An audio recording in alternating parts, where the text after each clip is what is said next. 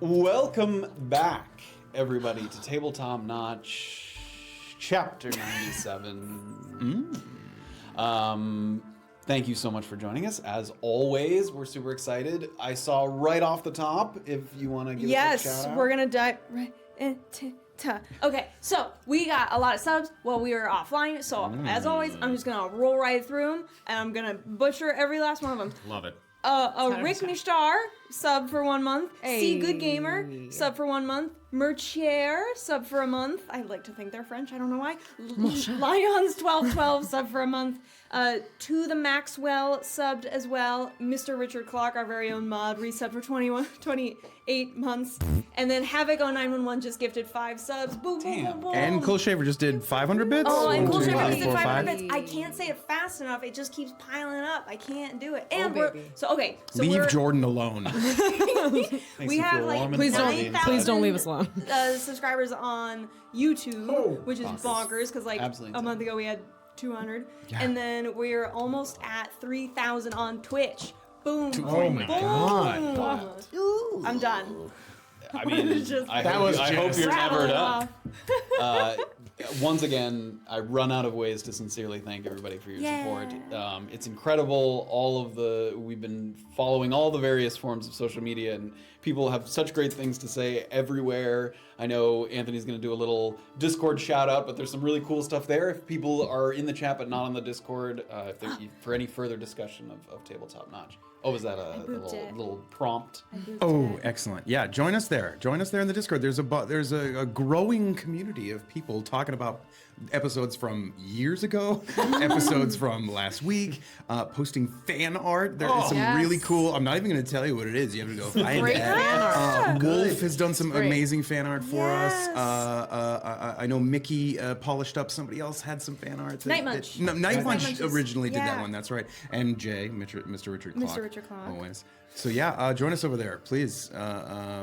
Posting clips too. Clips. Old clips. I mean, we forget so much shit, and we're like, oh shit. I forgot how much I hated you that time. England and US also just subbed. I wanted to say it before. I also just lost. The two nations. Thank you. Yeah, we merged. Oh my god! Everyone in those nations.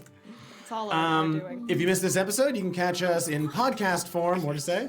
You can catch us in podcast form every Tuesday morning on Spotify, Apple, Amazon, wherever you get your podcasts. And then we re-air every episode on YouTube Fridays at 5 p.m. Eastern Time. We're in chat. It was pretty good. I was having dinner with my parents during the last one, but it looked like it was pretty good. I had it on. Yeah. And yeah, if you don't already, what? Riley was there in the chat. Yes, Riley was in the chat. Yes, yes. Well, having dinner with my parents. Yeah, very rudely. And then what else do I need to say? Right, follow us on the social medias. We're at Tabletop Notch everywhere except for Twitter, where we're at tabletop_notch. I searched that recently, and there wasn't an account. Do I need to jump on it? Do I need to go claim it? I swear to God. We shouldn't have said that live. Claim that one. Someone's like, nobody I'll do sell it. to you. Sorry. Hopeful Optimist also just cheered with $5, but also subbed. I can't tell if those are the two of the same thing, but thank you if it's both. Thank you so very much. I very much appreciate it. Thank you so much. I will give the. I know. We gotta get to the meat of it, but there's always stuff. And finally, I will, again, until we're through chapter 100, just remind everybody that after chapter 100, we're going to be starting season 2 of A Peek Beneath the Veil. There's a command for that. A lot of cool stuff comes with season 2. New intro, new character art, a new arc in the story. Sort of most notably, we'll be doing a little reintroduction, lore, all that good stuff. Basically, it just boils down to an awesome place to jump in if you're still catching up or would like to just simply jump into the live event, as is the main event of Tabletop Notch. Yeah. Wiki. Jordan has been working tirelessly on the intro, and it looks really cool. You guys are going to get a preview later. Oh, Not you guys, sorry. No. Join the Discord. There won't be anything. We'll take a video of one of our faces watching Reacting it. to it. Unboxing videos. Yeah. We'll all make that same YouTube thumbnail face. Oh, no. That's going to be the thumbnail this week. I'm going to make it. No. Make it? Do we all do it? Oh, and also there's quests. If you're on a desktop and you use your cursor, go over to the thing, point, If you hover over our stream, there's going to be a little Q icon. It's going to have like up-to-date quests on like what we're working on, possibly this episode, just some like shorter form objectives and stuff. And that's it. Awesome. Also, Eaton RS, just subscribe. Thank you so very much. Cut to the thing. Yes, goodbye. Thank you. Thank you so much. All right, we're going to throw it over to the intro, the old intro, and then we are going to dive into chapter 97 of A Peek Beneath the Veil. My goody God.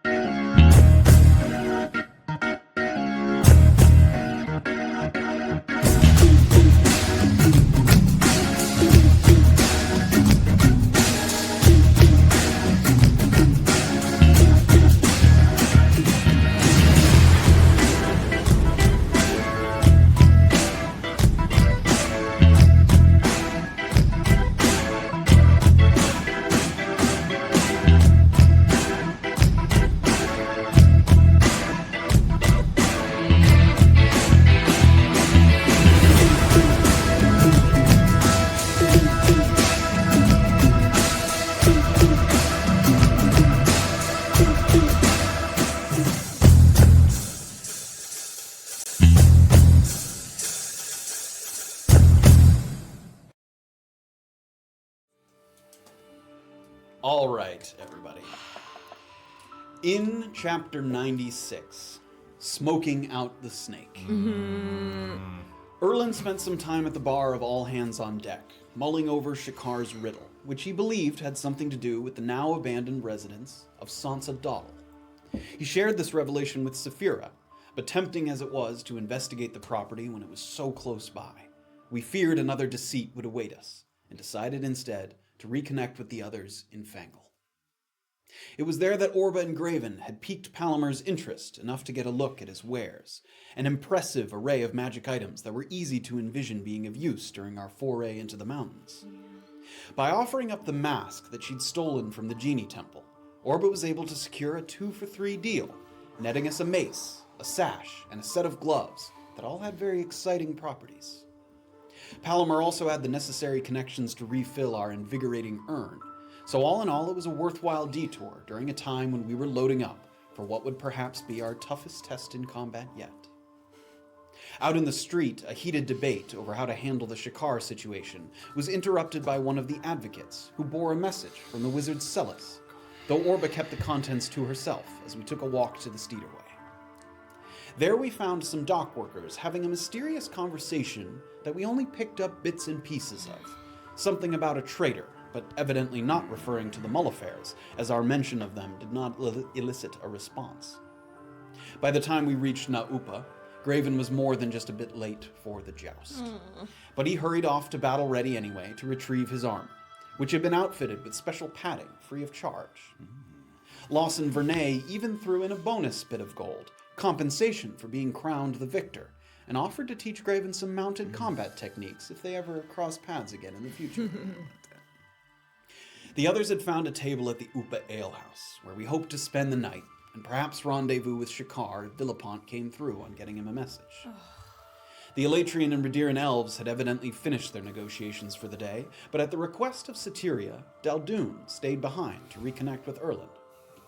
Holding up our end of a bargain made long ago, we provided Daldoon with the names of those in Navikapura that might be able to get their hands on myconid extract, though Erland did his absolute best to talk the desperate Radiran out of resorting to such extreme measures. You did. Daldoon was grateful and promised to exercise caution, and in a show of appreciation gifted Erland an item that, oddly enough, helped connect some dots regarding Marvin Bishop's diagrams. When the group met back together, our attention turned once more to the finding of Shekar, and we hatched a plan to prey on his ego and vanity by spreading gossip around the place that he frequented most. Picking up a game of cards with a couple of the locals, we thought we massaged the truth a bit, but only a little, by calling out his cowardice and the use of harmful traps rather than dueling with honor. At one point while the seeds were being sown, Graven was approached by a burly figure who identified himself as the muscle for Mrs. Megalore in tomorrow's negotiations at Horus Afield. He was looking for a fight, but not the kind one might expect, for there was a matching clause in his contract that guaranteed a better payout if the use of physical force was required. Agreeing to instigate a tussle that would prove our worth as bodyguards, Graven returned to the bar where the rumor mill was beginning to churn. And as we crossed our fingers that the bait was good and set, we asked ourselves, would the Redirans heed Erland's warning about the dangers of myconid extract? Did Satiria have a sense that something surreptitious was afoot at her place of business? And if Lawson's brother shows up to gamble, do we just forget about the Broken Crown contracts and take him for all he's worth? Oh. We find out now on chapter 97 of A Peek Beneath the Veil. Yeah, we do that. We're doing that. I'm gonna do it. I'm doing it. As the night rolls on, the crowd at the alehouse ebbs and flows. A chilly wind keeping a larger contingency from gathering in the courtyard, but the second floor balcony and the tables around the bar are packed tight with evening imbibers. The party as a whole keeps a consistent eye out for any new arrivals. Patrons approaching the perimeter met with vigilant sideways glances until you're confident they don't match the description of Shekar. The later it gets, the more it dawns on you that this is presumably the last night in Navikapura for some time.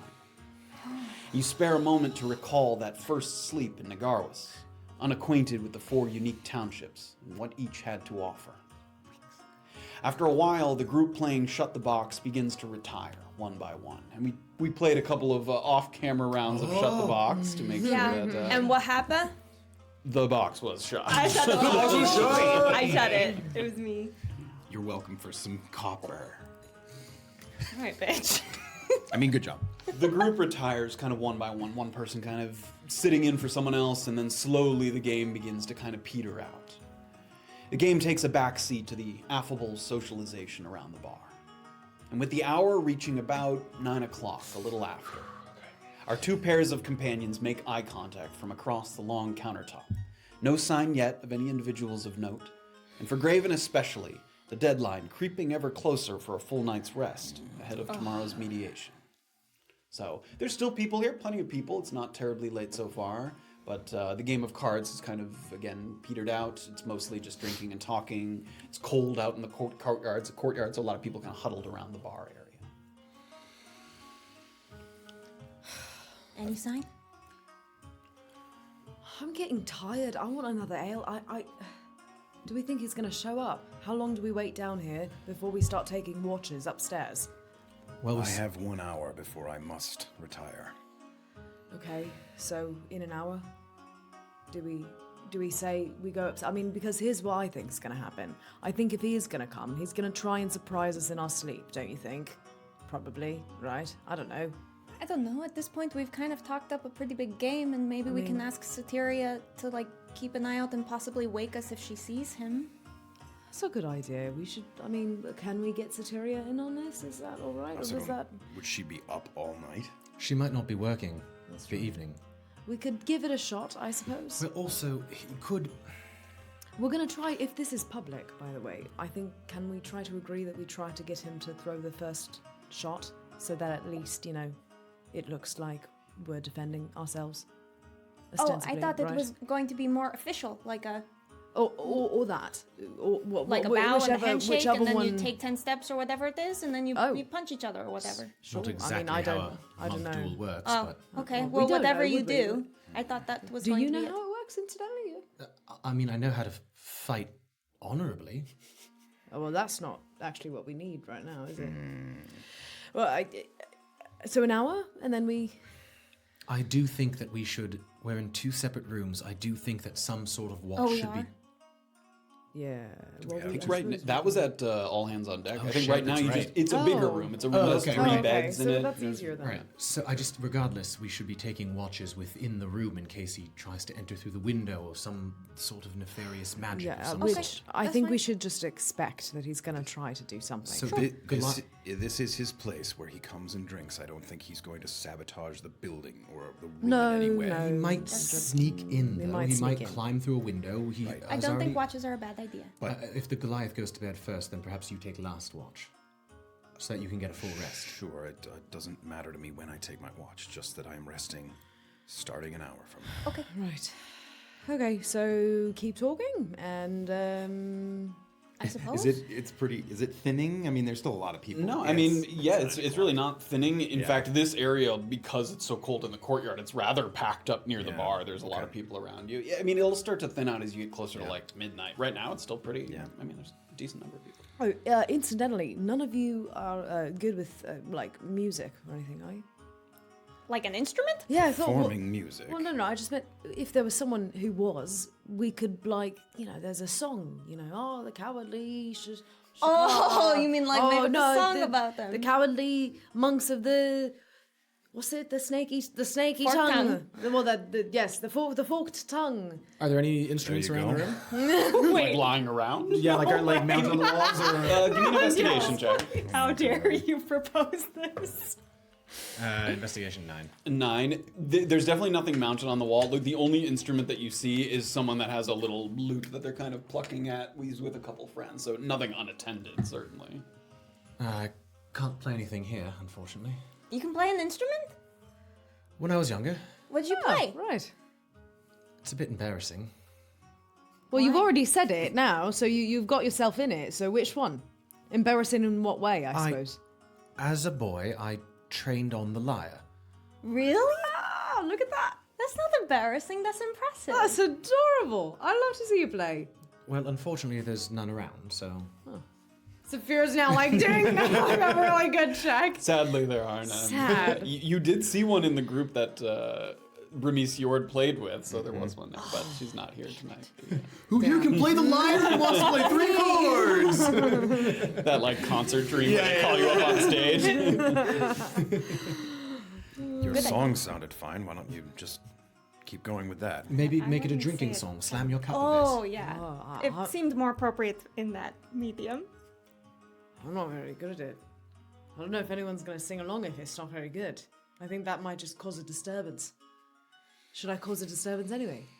What are the lyrics? I think perhaps we've. Maybe we don't cause a disturbance. Perhaps we've like done you You it. can see her like searching. I can do this. It's not gonna happen naturally. Maybe we shouldn't. Perhaps we have been quite quiet about this, and rumors have percolated. And I think if we were to start singing a song, it would be perhaps a bit obvious. Too much? Too much. Too much.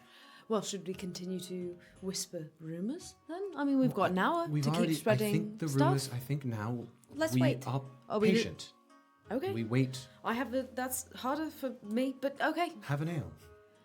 Well, but I can't relax. There's no. Fine. Yeah. Okay. I will sip an ale slowly, and watch for him. How obvious is like attuning to an item? Is that something I shouldn't do in public? It wouldn't be like someone wouldn't be like, "Hey, stop that!" But it would be very obvious. You can't like secretly. Right. It requires some mumbling of incantations. And, Right. Yeah. It's definitely obvious that you're doing it. Yeah, and like it's an expensive thing. I probably shouldn't be. Yeah. All right, never mind. But it's not like illegal to, Right. to attune in public. Public attunement. The two of us are just like sitting at a table together, just like coddling these things. No, like, hey, stop that. Yeah. Sorry. That's. Well, that wasn't in character, but. No, go ahead. Sorry.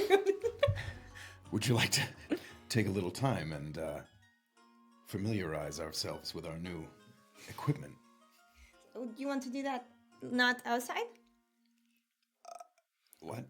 You want to do that in the privacy of our room? Oh, You can I go think up so. to the. You can go up to the room, and we can I stay suppose. here. Yeah, we All can right. take opposite sides and. You sit at the bar. He's ideally going to come in, and People are going to point him out. He's not going to sneak up on you in the middle of a bar. I think so.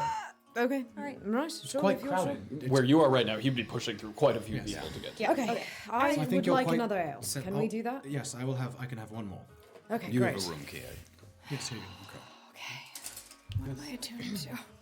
Find your way to that back staircase that you've gone to a number of times, and you head up, and once again, the last room on the left is that 3-bedroom. There's one kind of larger double bed and 2 sort of single beds. It looks like the plants have been refreshed. There was like a little vase with water and flowers that has been refreshed since the last time you were here. So. Oh, Orba's gonna put her plant next to those. Sure. Go ahead.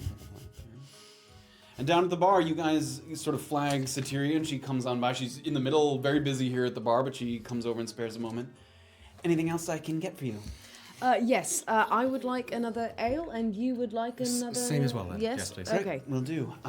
Just so you know, I'm having Curve take over the bar for the rest of the night, so this will be my last one here. Oh, Oh, You've met him before. It's Yes. the boy that works when I'm not here.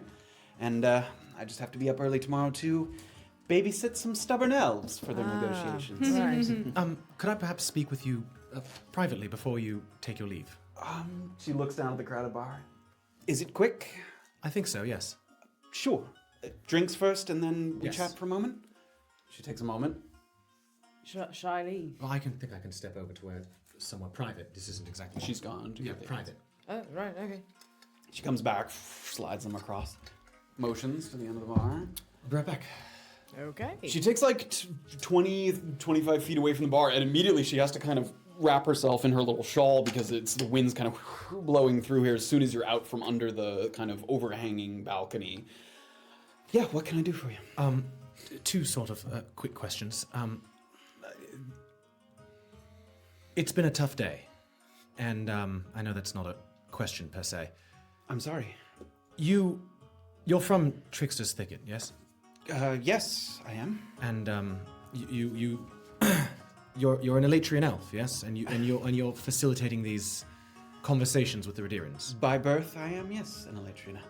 I think some would call me not one at this point, having lived in Ivikapura as long as I have. Right. Well, I'm sorry then.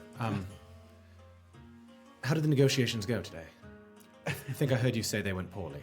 Yes, to be expected, I think, for a first time. There's a lot of ground to be made up in the middle, I think.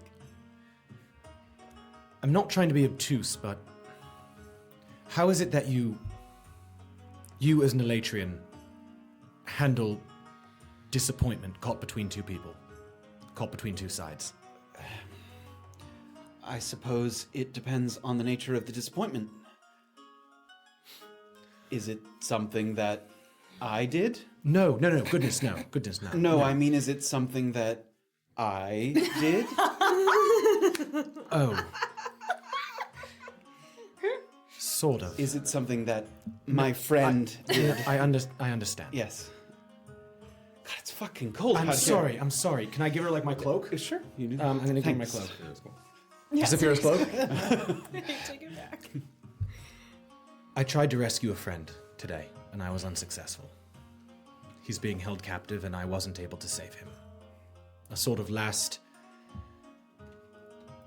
perhaps the last person who connects me to who I was long ago, and I wasn't able to save him. She looks a little confused for a moment. An elf? Is Marvin Bishop an elf? No. Couldn't remember. Why do you ask an elf? You started with asking about Yes, intermediating between elves. No, I'm asking how do you deal with failure when you're caught between two places, two sides? I want to save this person, but I'm also tied to duties and friends I have now.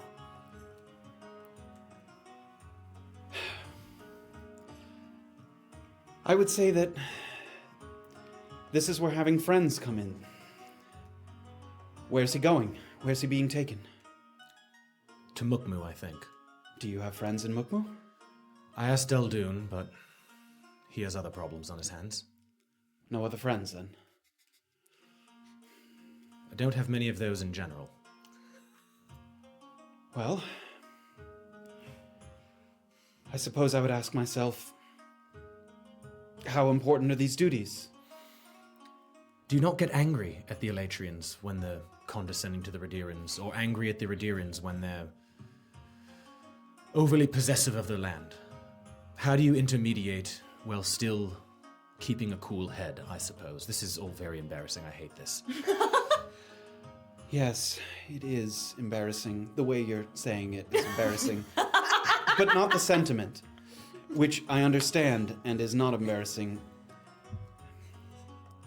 You're never going to be accepted by either side. That is foregone. The moment that you take a step outside of being purely one thing, you are immediately regarded as another, as the other. That happened to me when I left Trickster's Thicket. and when I was no longer considered a real Elatrian. I think that if your duties take you elsewhere, and these duties help you define who you are now, that perhaps that's more meaningful than holding on to whatever connection you have to your past.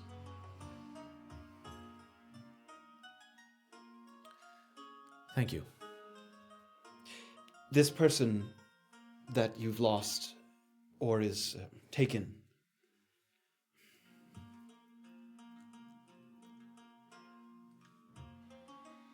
why do you want to rescue them so badly? Besides a personal connection to them, that I understand. Feeling that you've let them down, yes, all that. But what does this person have in particular that you need?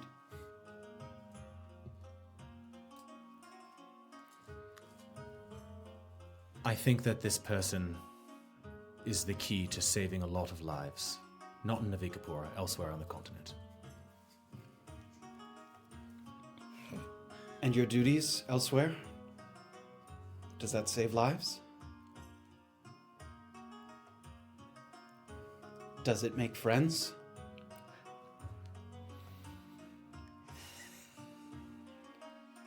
Well, perhaps you're seeing now that having friends that you can call upon later is useful, if not comforting.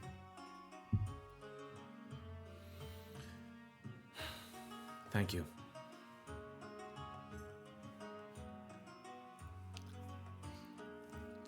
Erland's gonna lean in a little bit, try and kiss her on the cheek. She lets you. She slides the cloak off, sort of hands it back to you. Thank you. Have a good rest. Good luck tomorrow. We'll be heading out in the morning, probably.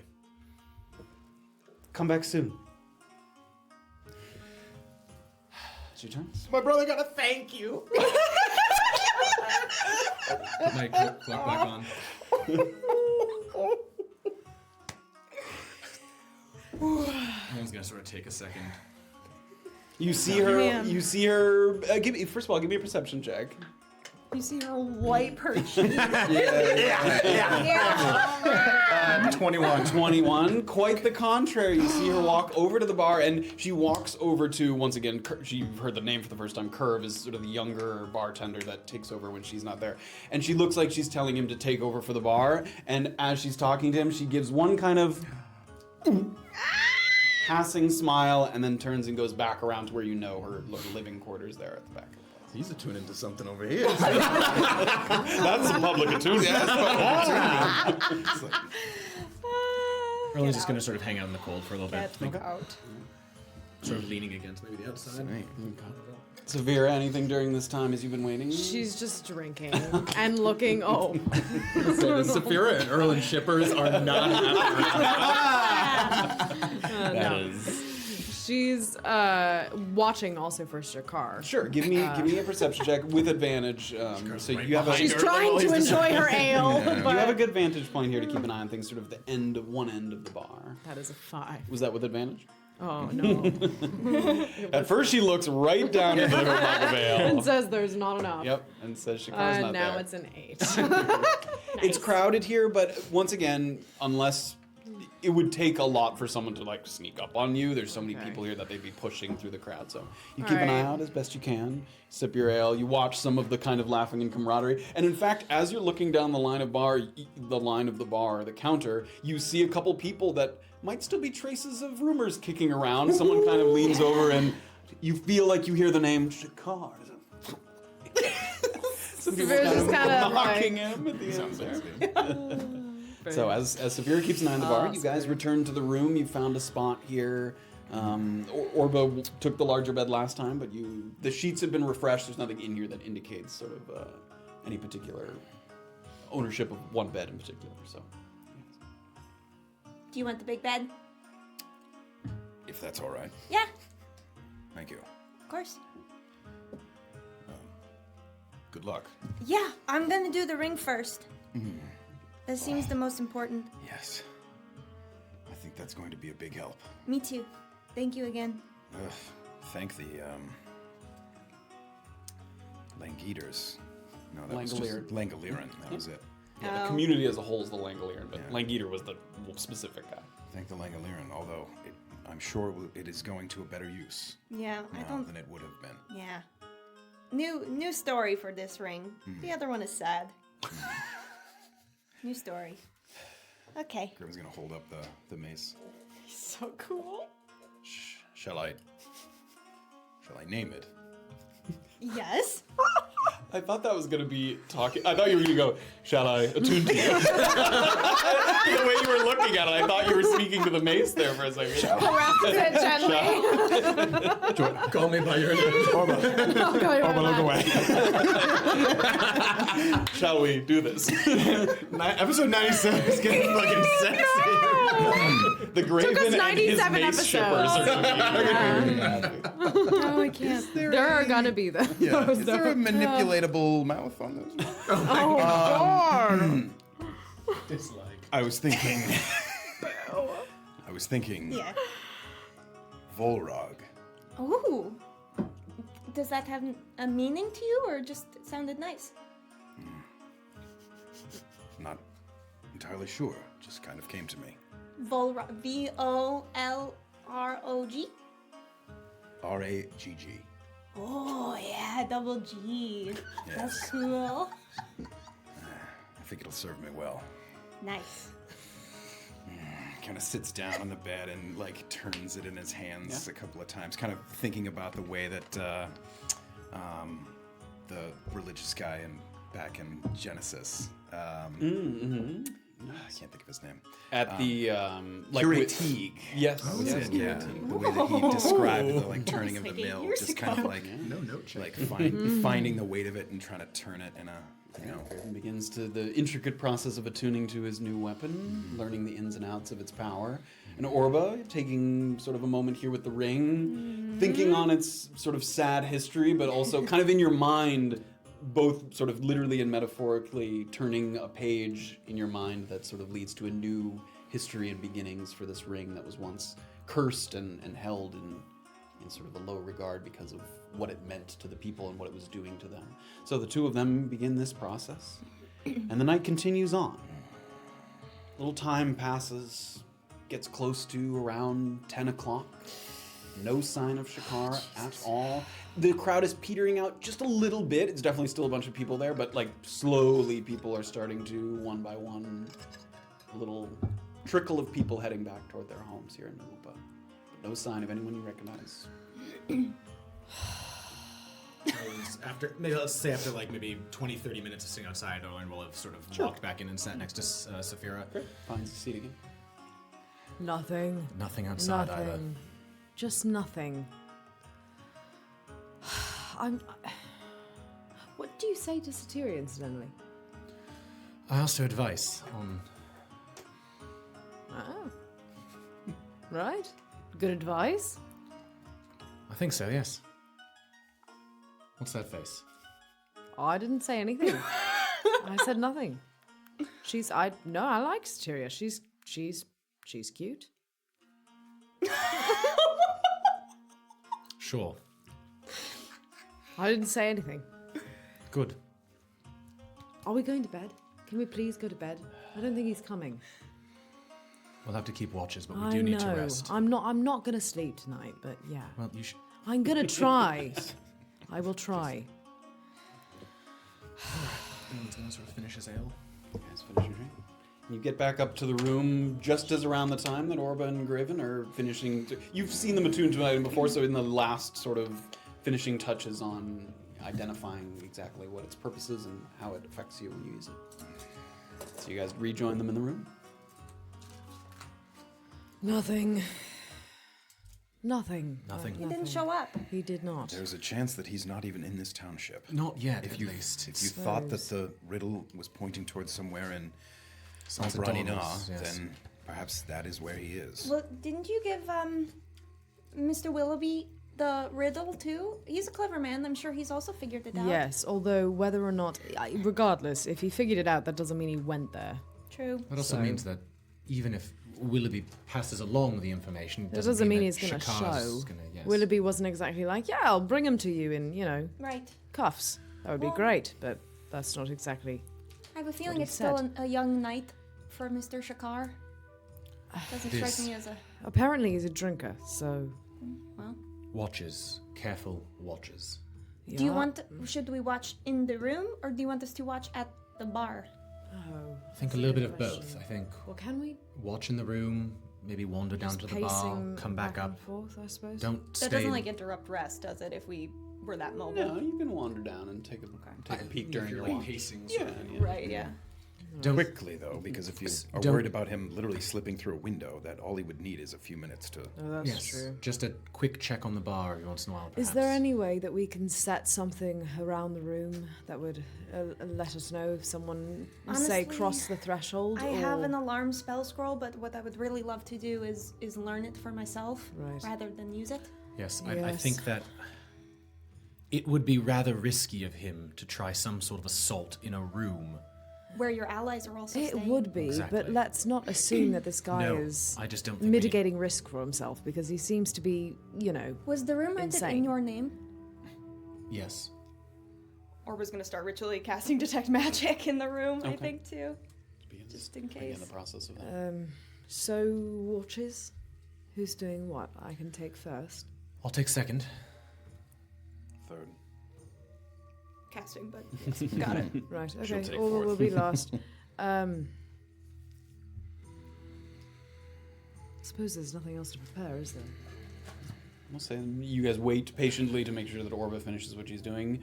You open your eyes. Nothing that isn't equipment of your allies that you notice out of that is magical. And if I open the door to the hallway, anything out there? If I poke my head out? Nope. Okay. And then, do the windows have locks? No. Second floor windows. They don't. These If I open the window and tavern. look down, what are we looking out over? It's like over the cobblestone street there on the backside. Oh, on the backside. Yeah, because you guys are up over. It like curls around. Yeah, so you're looking out, not into the courtyard, because that's where Right. the second floor seating is, like for the bar. I wanna. You're looking at the back. Can I walk up to the window and kind of look at the way it's closed? Do you think there's any way we can barricade this somehow? Even if it's just a small thing, because even if it just takes him an extra second to open the Right. window, it'll wake us I up. didn't know that, or if we had some kind of string. If it's If it's a pull, how does this open? It's a sliding and it's two pieces. If you had something like a rod or something to jam in it, you wouldn't be able to lift up We've got one part of the. I've got my sickle. It needs to be something that you can size to it. You know what I mean? Like a piece that you have can a- break. That I have a 10-foot chain. I couldn't tie it off. there's nothing really to tie the end of the chain Do I to. have a on the climber's window. kit? I do have a climber's kit. Could I tie up a climber's a piece of rope from the climber's kit around the window? Again, there isn't it's just a frame Oh, and a I pane see. of Is glass. there There's nothing anything in to the tie it room, to. like a bedpost or something that looks like it might be? We're gonna just destroy If this. you broke off a piece of Well, bedpost. no.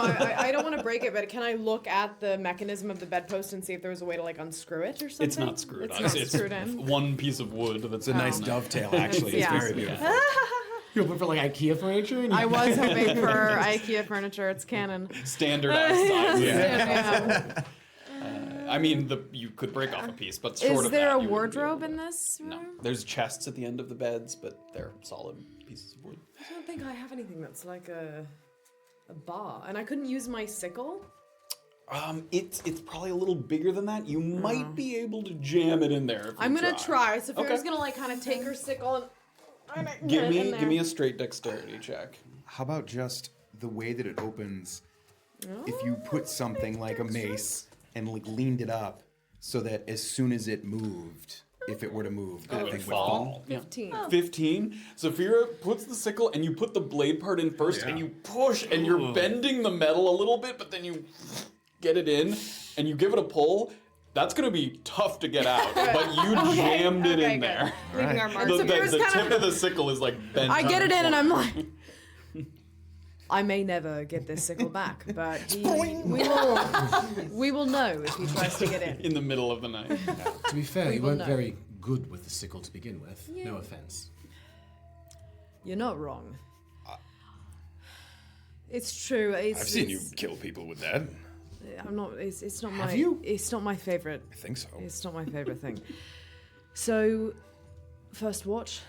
Are we sleeping? I was gonna get to bed. I want to check GGG, the page in GG. Okay. Before I go to bed. It has remained unchanged. You want to go to bed that angry?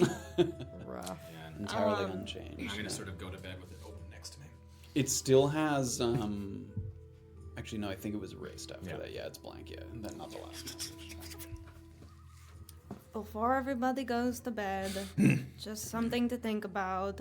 I was going to try to do it, but now that we haven't gotten Shekar out of the way, Cliff has recommended that the Broken Crown contract, where it's like 10 gold per head of undead.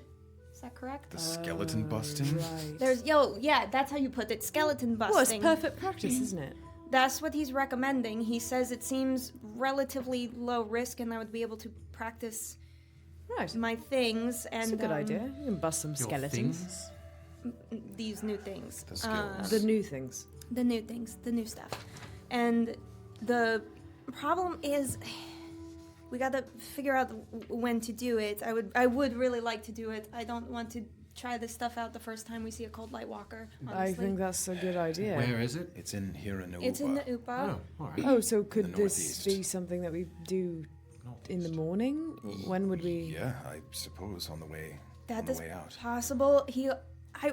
He's gonna try to talk to me, and I would love to be able to ask him some questions after I tried this thing.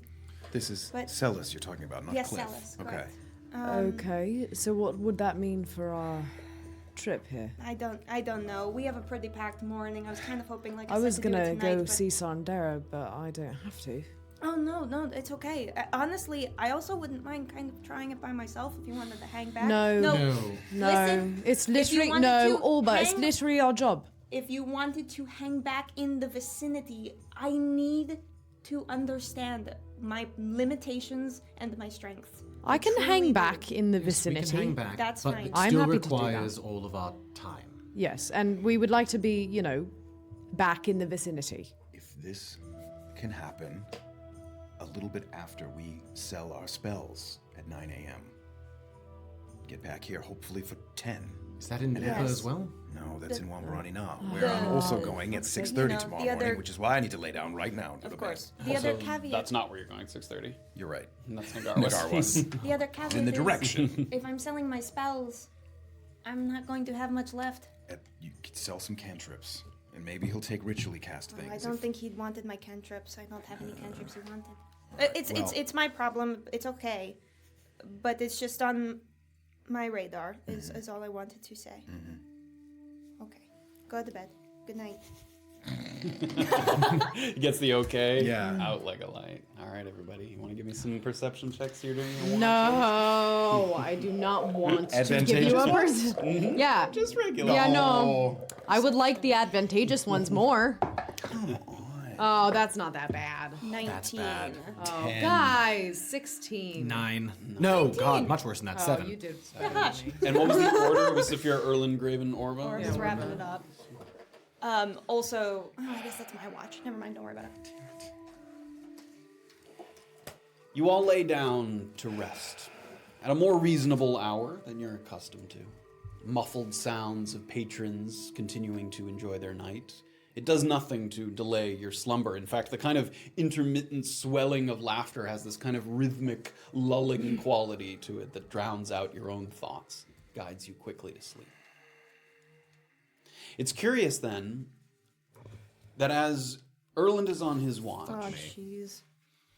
For a second. as you've been moving, mostly staying near the door, in the room, in the hall, occasionally wandering down to take a look at the courtyard, you're back up in the hallway when you hear some footsteps coming up, and you start to see the head peek out of Curve, the young bartender, who kind of comes up, and he's immediately looking all the way straight down the hallway, not like off to the left and right where some of the rooms are, and he sees you there kind of standing at the end of the hall.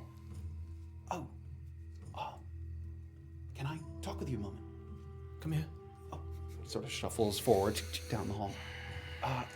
It's actually for, if I have my descriptions correct, you, Safira, and Orba? From who? 3 different people.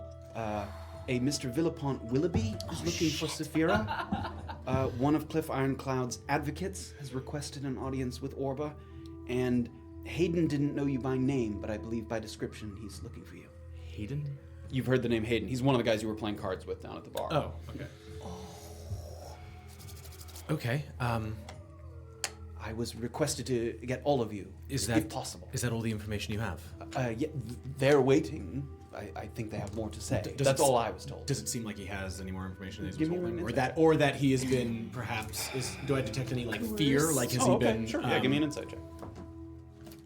18. 18. He doesn't at all. In fact, he seems a little confused. He seems a little confused that someone else didn't just go up and get you, like they asked him to go get you, but no sense of fear or worry or Okay. anything. I'm going to very quietly try and go. Oh wait.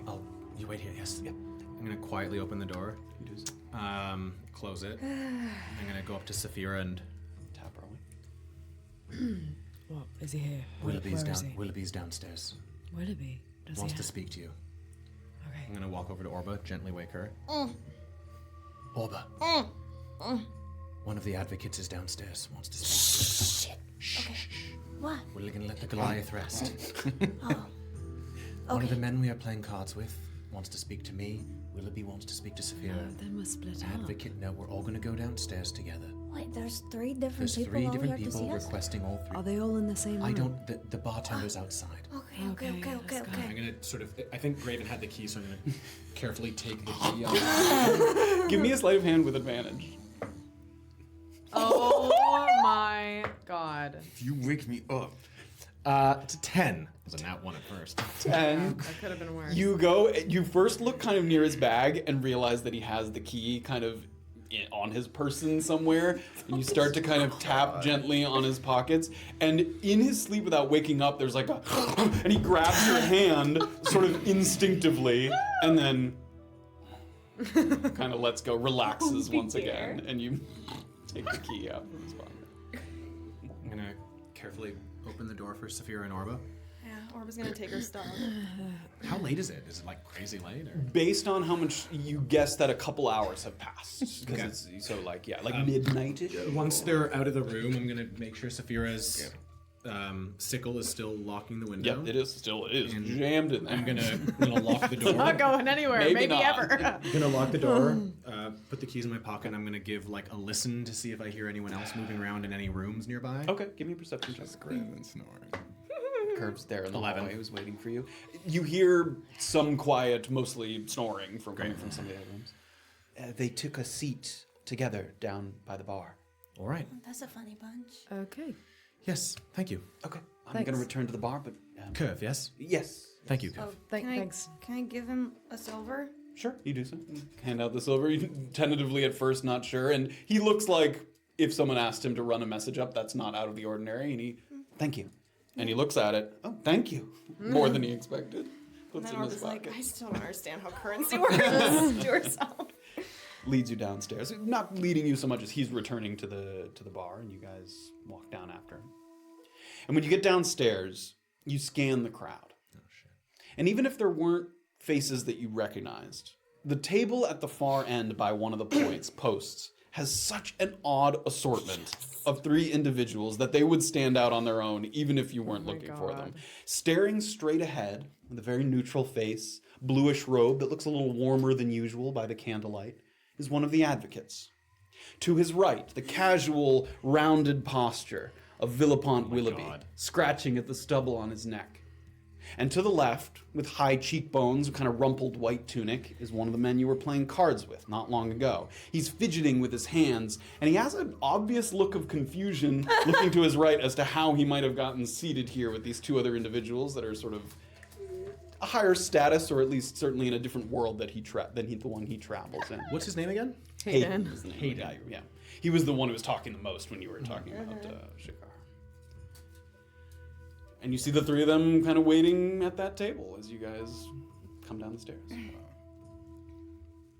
Well, Orba's gonna walk over. Not getting distracted by that. Erland wants to scan the rest of the bar and maybe even outside a little bit if he can. Yeah. Okay, everyone give me a perception check. Oh, okay. 19 again. 12. Oh my god. It's a natural one. The crowd is thinned out enough that you have a Yeah. pretty good view of certainly the courtyard and the bar itself. As soon as you get away from the old alehouse, the streets are very dark at this point. They're not like lit by torchlight or anything, so beyond that it's hard to see, but in the immediate vicinity, no one that you recognize other than the three seated there. Gonna sit with Orba, putting on like an air of as much calm as Erland can possibly muster. I'm gonna go to Willoughby. They're all at the same table. They're all at the same table. Yeah. They're Yeah, I mean, Yeah. we're just, I figured we were seated just across kind from of, the- yeah. We adjust so she can sit next And to they all kind of regard you as you sit, and the first one to speak is the advocate.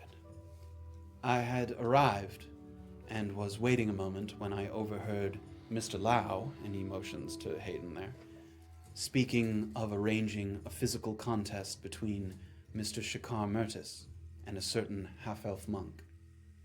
Before I could approach, he was intercepted by Mr. Willoughby here, he motions to Mr. who had a very different idea about such an arrangement. I thought Hayden must have been mistaken because I was hired by a certain half-elf, not the first half-elf, but undoubtedly associated with her, to arrange a peaceable sit-down here at the alehouse with Mr. Mertis, which I am prepared to do. And the advocates were told earlier tonight, with the inference of some urgency, that Mr. Mertis should be provided with a job or post that would take him out of Navikapura for the time being.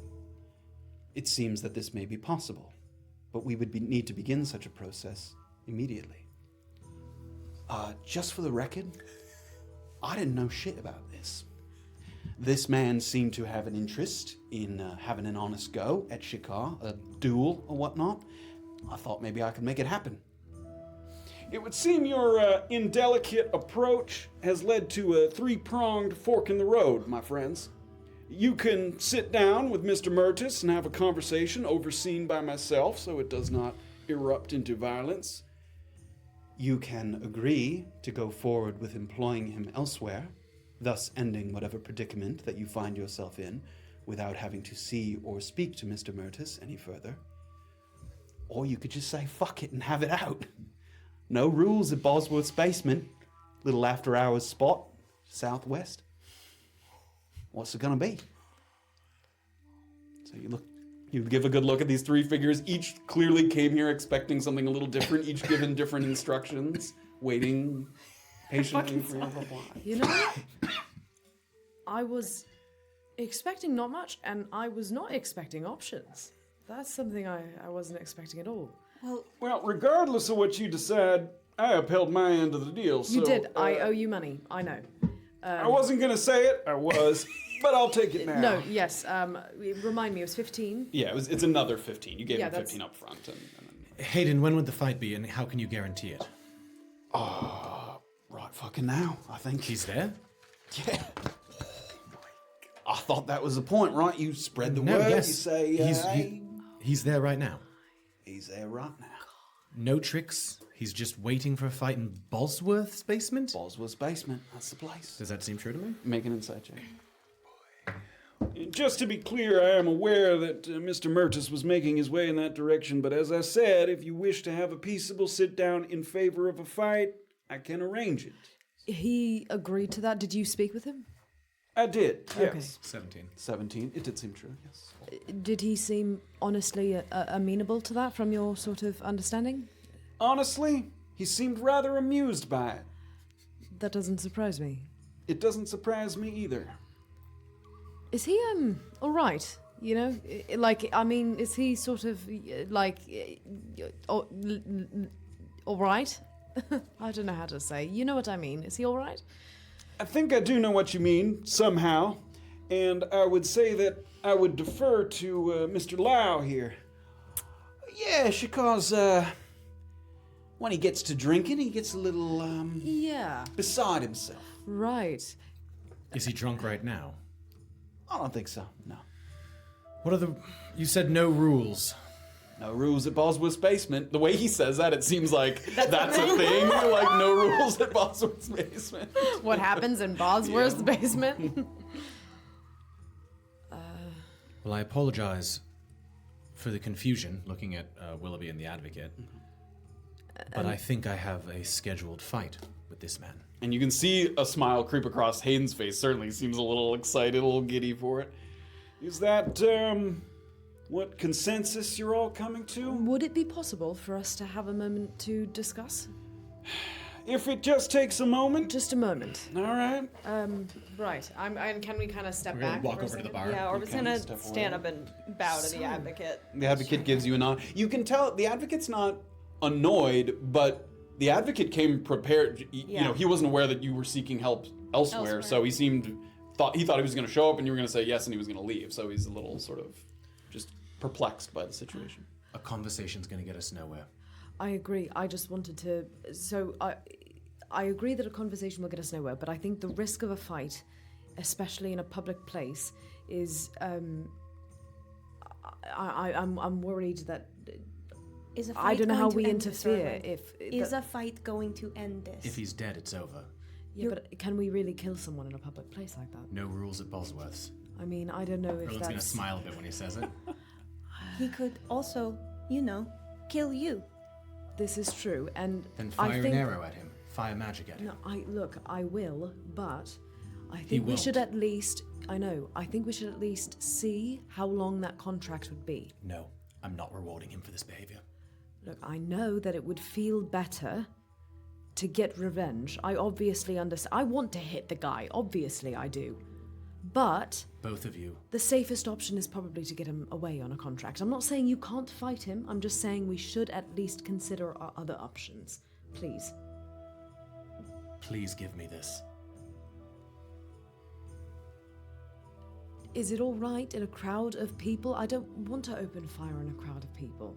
If this is like if this is a real If fight we are and there's a unable crowd to of people support you placing in this bets, fight, I'm worried You are about okay that. with this still? I mean, I Truly. what do we do? What if people start tackling us? What if there's a mob? What if they run down on you if you start trying to kill them? I mean, they say there are no rules in Bosworth's basement, but obviously here in the There's north probably there are one. rules, There's there are gotta be at customs, and least if you one don't rule. follow them, then you get in trouble. We've already seen that. Like, why would somebody go have a fight there if there's not a single rule? That makes no sense. To settle things like this, I assume if you give me a healing potion, I'll be all right. I don't need one now, but just in case. And does he still look Oh, yeah. all... And, Erland, you don't look right. I mean, honestly, you don't look good. I know, look, if we send him away on this contract, it doesn't mean you can't have at him another time. We don't know how long the contract's going to be. We don't know what No, sort that's of why I reward think we he's should going to have ask. We happen. should ask. We also don't want to impose anything on the advocates. We don't want to involve him in He cliff. seemed not imposed. I fight him tonight. This Erland, ends. are you all right to fight him Yes. tonight? Safira. Can you kill him if you fight him tonight? Yes. And are we sure that that's a good idea in a public place? Yes. the only caveat I say is truly know that you can actually end this fight if we cannot assist you. Yes. What I worry about is if we can't help you, then there's a possibility that this fight ends, he wins, or there's a draw, and then we still have him on our ass, and then what was the point? If he beats me, if he kills me, hire him. He's better than me. Well, Well, that's not how that absolutely works, not. Erland. That's obviously not what we would do. And we're not going to let him kill you. But I I mean- don't know if that means we can guarantee that he's going to die. Safira, I think at a certain point, Look, I know it's This up is to his you, decision. so if you want to do it, then do it. But I don't want you to die, mate. And I am worried about you looking at you now. I appreciate both of your concerns. I Okay. do. I All right. really do. This is the only way this ends. And not for nothing. I started this. Please let me finish it. It's not your fault. It's really not. We didn't know he was crazy. Thank you, Safira. Seriously, You're welcome. thank you. And Erland's gonna sort of walk back over. Has a consensus been come to? Yes, I think so, yeah. I apologize for troubling you two. Hayden, Mr. Lau, forgive me. It's all right. Please lead the way to Bosworth's. I will do. Nice to meet you two. Hayden kind of stands up. Very well. Orba's gonna like try to get him aside, like just to kind of walk away with him just for a second and then peel off. Okay, the advocate and get a word in. Villapont both stand and they turn to sort of leave the courtyard area. Villapont walks a little faster, kind of shuffling off with his poncho kind of jiggling behind him. Ugh, I want to meet him so bad. Fuck. I said if you- minus 15 and I didn't want to do the beeping, so I will do the beeping, but I just wrote want to it make sure you down. noted it. Erland, you're gonna die. I did note it. Orba's just gonna quickly, under her breath, as the advocate's walking away. My sincerest apologies.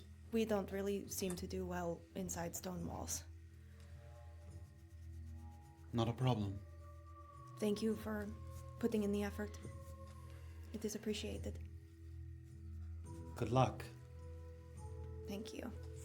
Orba's gonna roll her eyes a little bit at that one. It's already turned and walked away. Okay. Just gonna walk back to them. Okay. So, you're just going? Well, obviously, I'm gonna go with him. You don't have to. I think you should probably stay with Graven. But one of us should absolutely be there. I mean, there's no way that we're gonna let you go alone. I gotta go with you. I mean, I don't... I gotta. Are you gonna be all right for tomorrow if you I'll come? be okay. A little sleepy, but I'll be okay.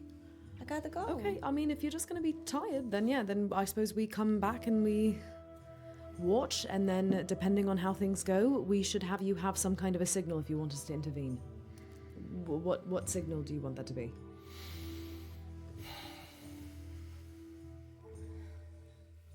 I think it's when he falls to the ground. No? Oh no, I would like to intervene sooner than that, Oh. if possible, because I don't want you to be unconscious and then be in a real shit. So, no, I would like to intervene sooner.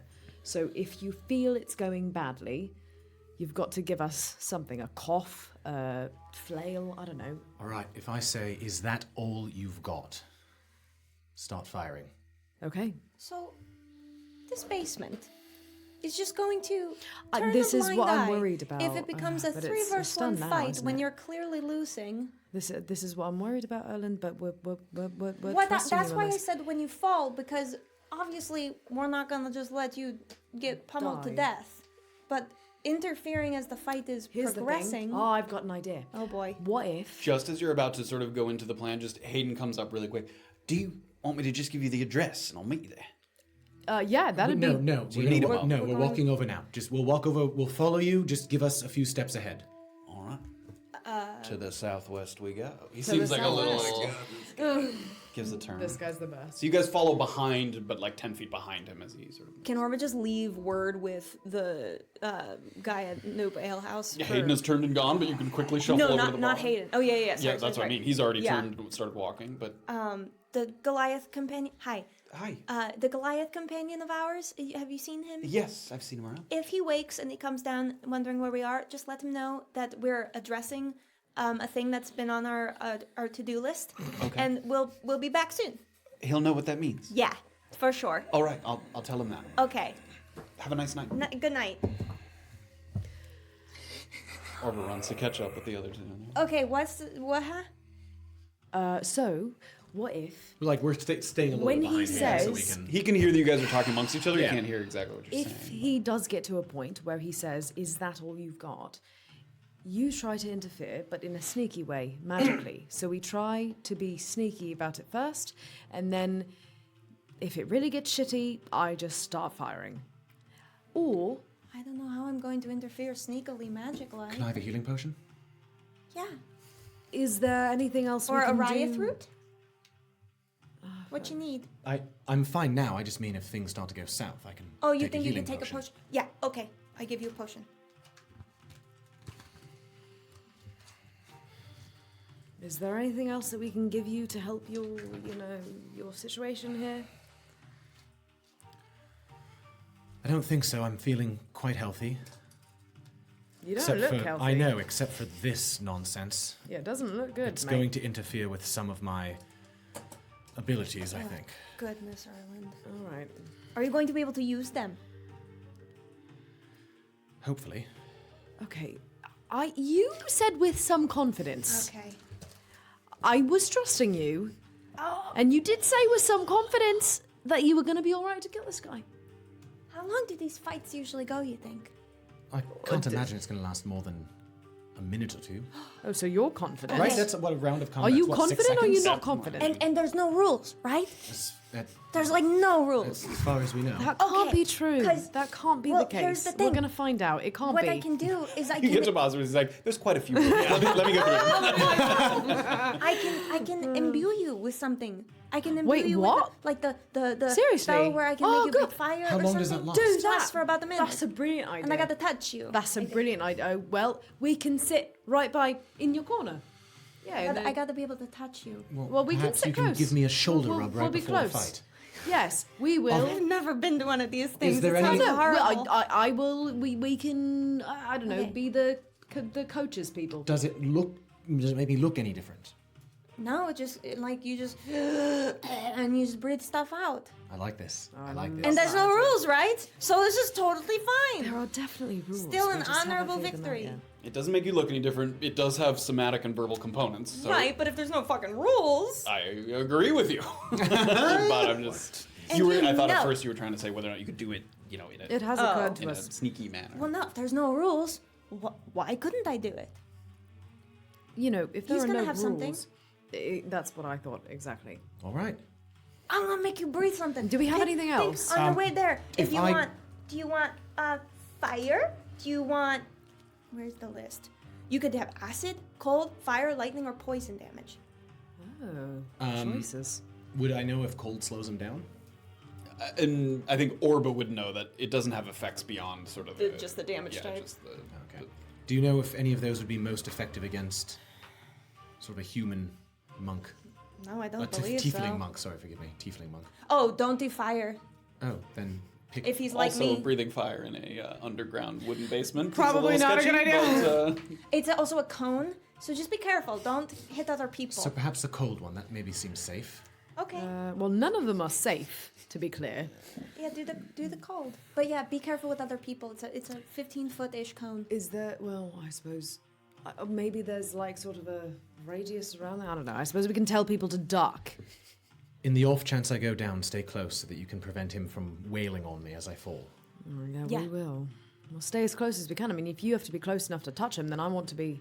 If we I have mean, to- I don't want to I be think that's at the super start close of the because I'd like fight. to be able to fire at him, but I don't know. If it does come to you I attack, can run back. if it does come to you attacking, I think we should expect to have to attack and leave. Should I use my?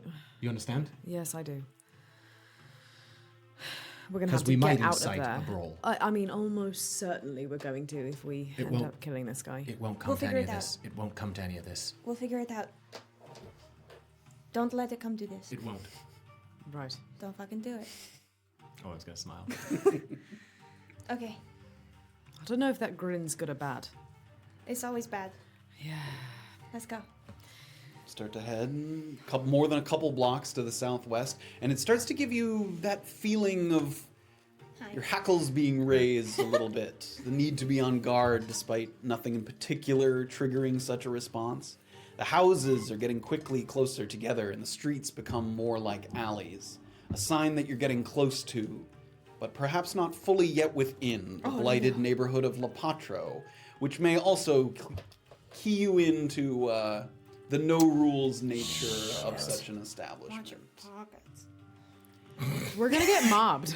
And unlike your trip through Fangle just a few hours ago, earlier in the night, the people here are not entirely confined indoors. You can see huddled pairs of cloaks leaning up against walls to shield themselves from the wind that's whipping through the alleys. And even the interiors look like they're struggling to insulate any little bit of warmth that they have.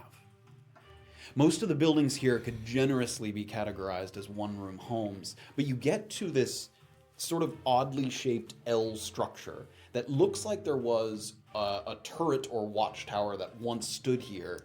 It has crumbled down and they've expanded on it. It's now kind of a house built out of this larger building that once existed here. Someone kind of seized the opportunity to expand on this plot. A little clever bit of craftsmanship in an area where funds and resources are obviously very limited.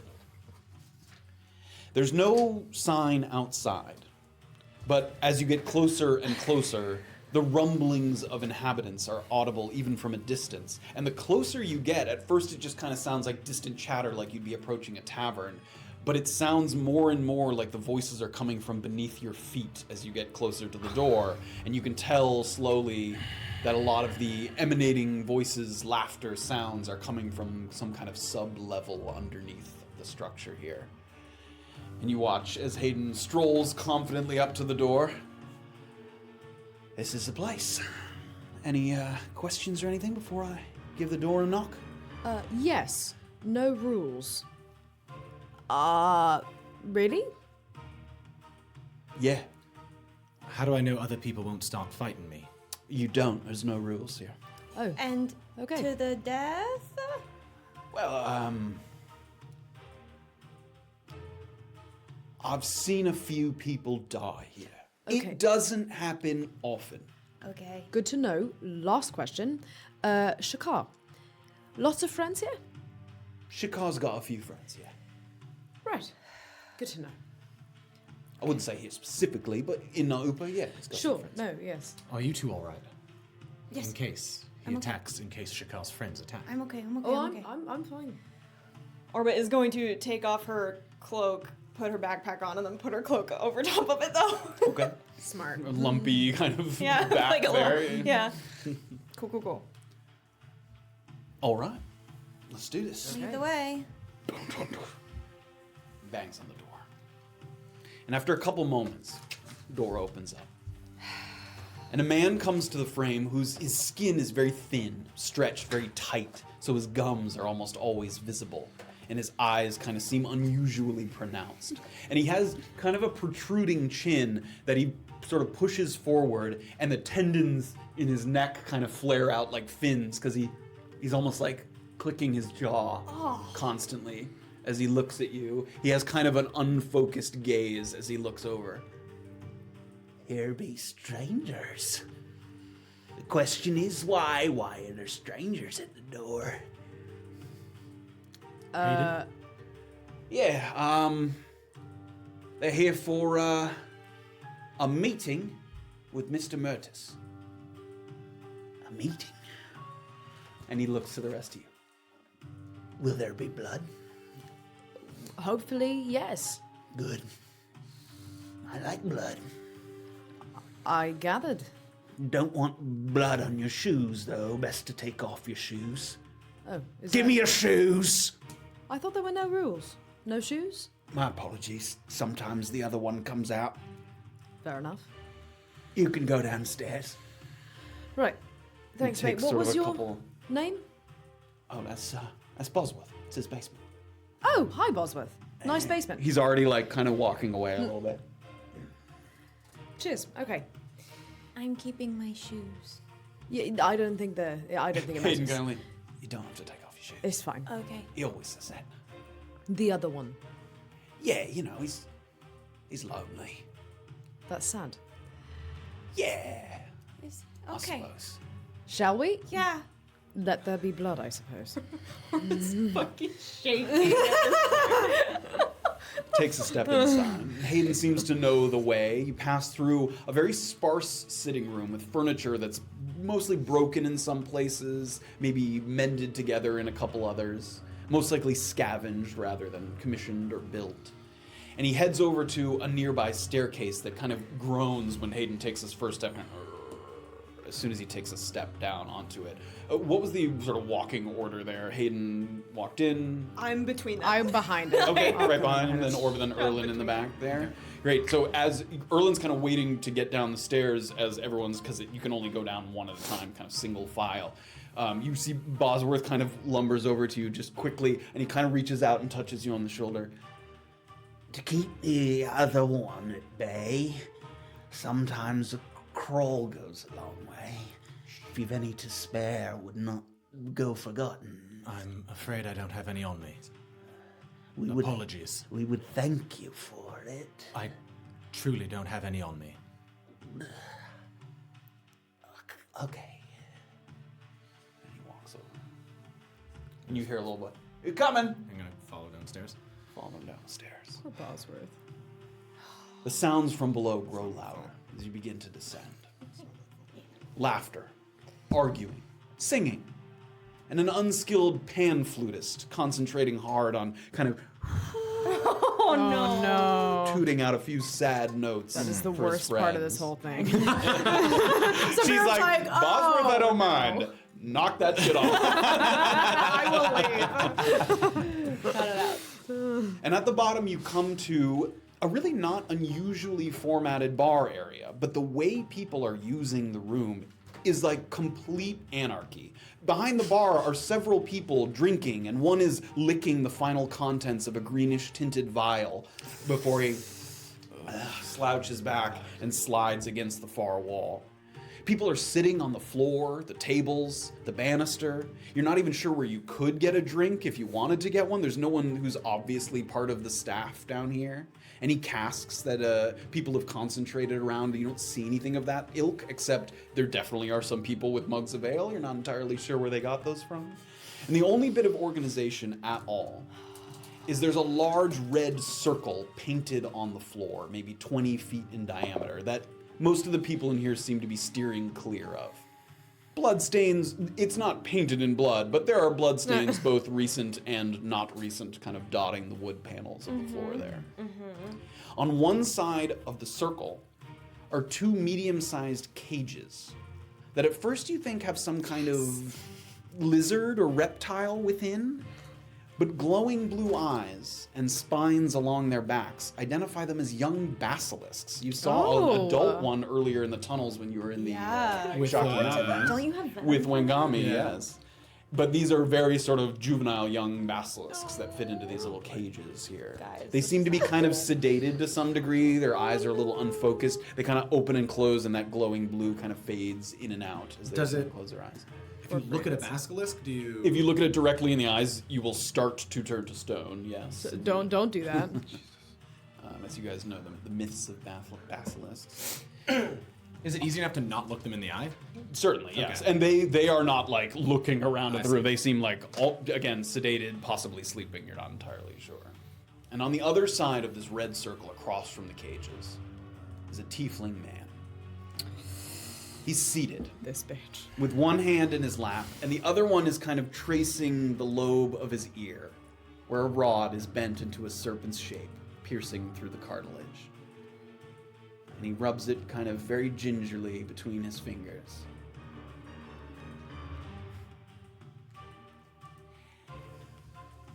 I thought that we might come face to face over in Wamparaninar. But you either failed to solve my riddle, or you simply weren't interested in what I had to show you, which is understandable. How far away from him am I? But disappointing. Sorry. You're getting closer? No, it's okay. Yeah, he's just talking as you're Great, getting as I'm closer. walking closer to 10 him. feet away and closing in more. And there's a table between you. As he's talking, nunchaku to the face. Okay, give me an attack roll. And so it begins. 19 to hit. 19 hits, roll for damage. Oh, baby. Kills him in one shot. Well, he 10 bludgeoning damage. 10 bludgeoning damage. He's gonna be Immediately, That's in great. one step, Erland kind of Nice. takes one big stride forward, and as Shekar is like going down, it even seems like maybe he was reaching for something, like a note in his pocket or something, and he reaches down and whoosh, and he falls backwards, and the chair kind of hits the ground on the other side. Is he That's prone? where we're gonna take a break. No way! So with one giant strike up, kind of catching him just below the jaw, that pulls him backward and onto the floor, and immediately you can see as the attention in the bar just swings to the inside or the sort of exterior edge of this circle here. And that is where we're gonna jump in right when we get back on the other side my of God. our quick break here. You're off the fucking chains! Wasting no time at all. It has begun. What the hell, Showdown man? with Mr. Shekar. Raven is gonna wake up on his own in that room. Stuffy room, can't open a window. All right, guys, I'm ready for my watch. I could really use some air. I can't get those doors locked. The sickle hits him in the eye. He gets knocked unconscious. Oh my god. Crap. Okay. Well, before we cut away really quickly, I'm gonna just shout out there were a couple other gifts and stuff. Have It Go 911 gifted another sub. W Verms subscribed for another month. Peach Rings gifted a sub.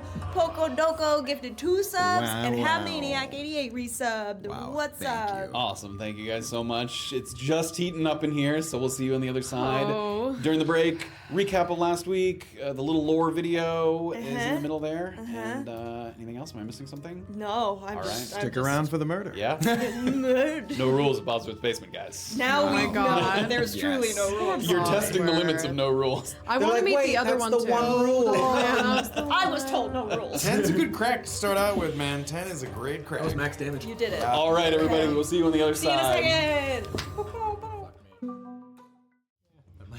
That was a rule, actually. All right. That was the one Everybody, rule. welcome back. Yeah. Tabletop Notch. Welcome back. We are jumping back into things on the lower level of this dilapidated home in the Patro, better known as Bosworth's basement. Hernando's hideaway. Holy. What? What? What was You guys don't know that song? No. Fernando's Hideaway? Alright, never mind. It's a good You song. didn't even change it to Bosworth's basement. Oh, Fernando's. Damn it. No. You stink. So after running forward and dealing a cracking blow upside the head to Shekar, who tumbles backwards, his back hits the ground, and you can hear that crack of the wood, and the chair that he's sitting in splits. It splits, and he falls backwards with his face kind of looking up toward the ceiling. And immediately, all the people in the bar, even some of the people on my crawl that are sort of hazy in their attention span, they hear the sounds of conflict. And they try to pick themselves up just to get a look at what's going on the other side of the room. This is where I need everybody to roll initiative here. Everybody. I can't Yes. get my sort of second attack while he's down. You before? can do that. Yes, that would be before this. So should I roll initiative first or do that first? And this is not a key point. This is just an unarmed. This is strike. just my unarmed, my You extra. can roll unarmed that strike. first. Great. Yep. That's a natural 20. That hits. Oh, baby. That's a Was it not 20? You're gonna kill this guy before he can stand up. Don't jinx Please. it. Don't jinx Please. it. So right, I haven't done this in a long time. Double the die. 6, that's 9 Then add the bludgeoning modifier. damage. So a total of 19 bludgeoning damage. Oh my god. In Jesus. 6 seconds. Erland. Oh, baby. Relax. Oh, and I have to do. Do not relax. Initiative rolls for everybody there. Okay, 13. Initiative was 13 10. Erland. 13, yeah. Mine was 10. 21 for Shekar. You've never used this yet while sitting next to him. No. What's the order so far? It was Shekar first. Shakar, followed by Erland, followed by Safira. Orba is last with 5. The patrons, who you don't get the sense are jumping into the fray, but need to have a spot in the order just in case, got a 9. Was that in front of anyone, or was that at the end? That's in front of Orba. She got a 5. So Erland, Safira, patrons. Orba. What were the patrons again? 19 9. damage is a pretty good start. I know. That's it for now? Yep. All right, Erland.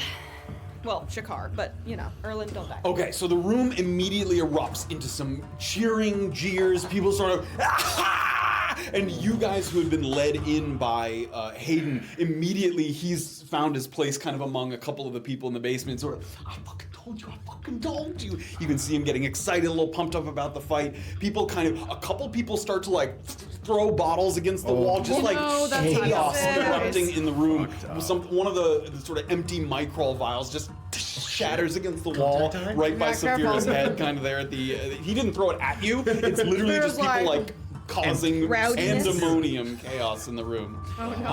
After getting struck with the second blow, Shekar rolls back and he somersaults backwards and hits the wall that allows himself to prop himself up. So he's gonna take his half movement there to get out of a prone position. And as he does so, he's literally in the midst of getting up and he's reaching into a pocket of his coat and he takes something in his hand and he just breaks it in his hand. He literally just squeezes it. And a smell hits you.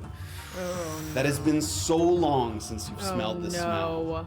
This unfiltered smell of mossy fungal purity that drips through your nose and filters in and just an assault on your senses that brings back waves of memories and baggage from the past. And he breaks it in his hand, and you just see him lick the palm of his hand.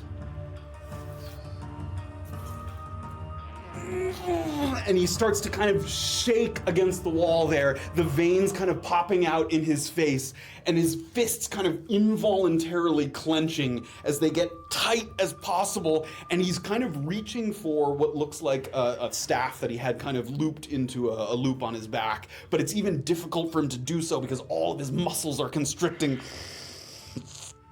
And you see him pull the quarterstaff out from behind him. It took an action for him to take the vial that he was holding, so that's the end of his turn there. But you watch him sort of standing there in a sort of enraged, incensed, sort of assaulting senses state in front of you.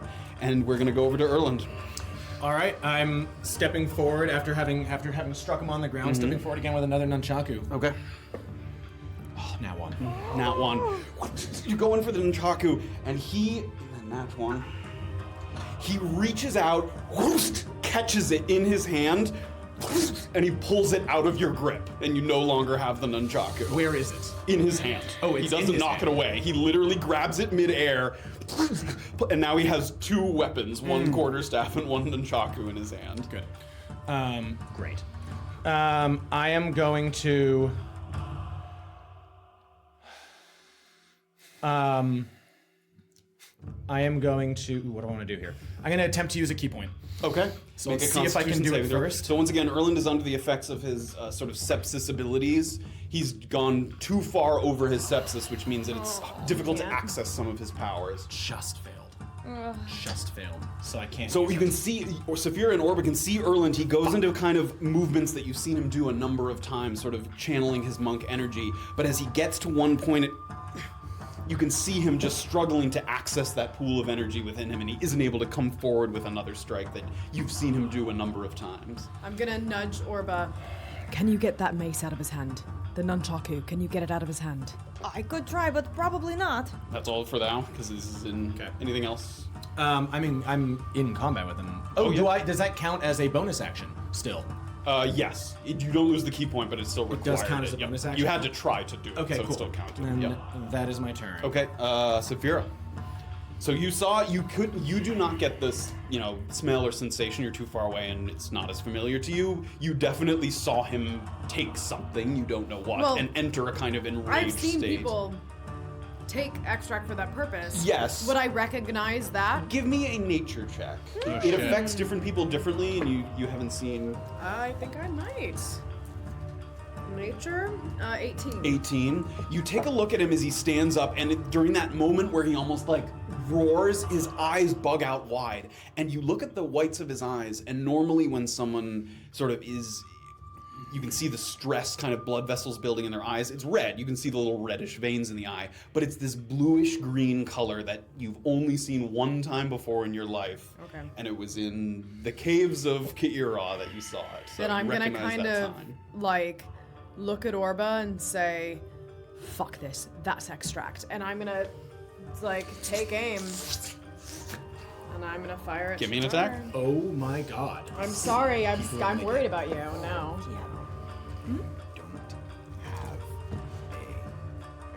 Okay.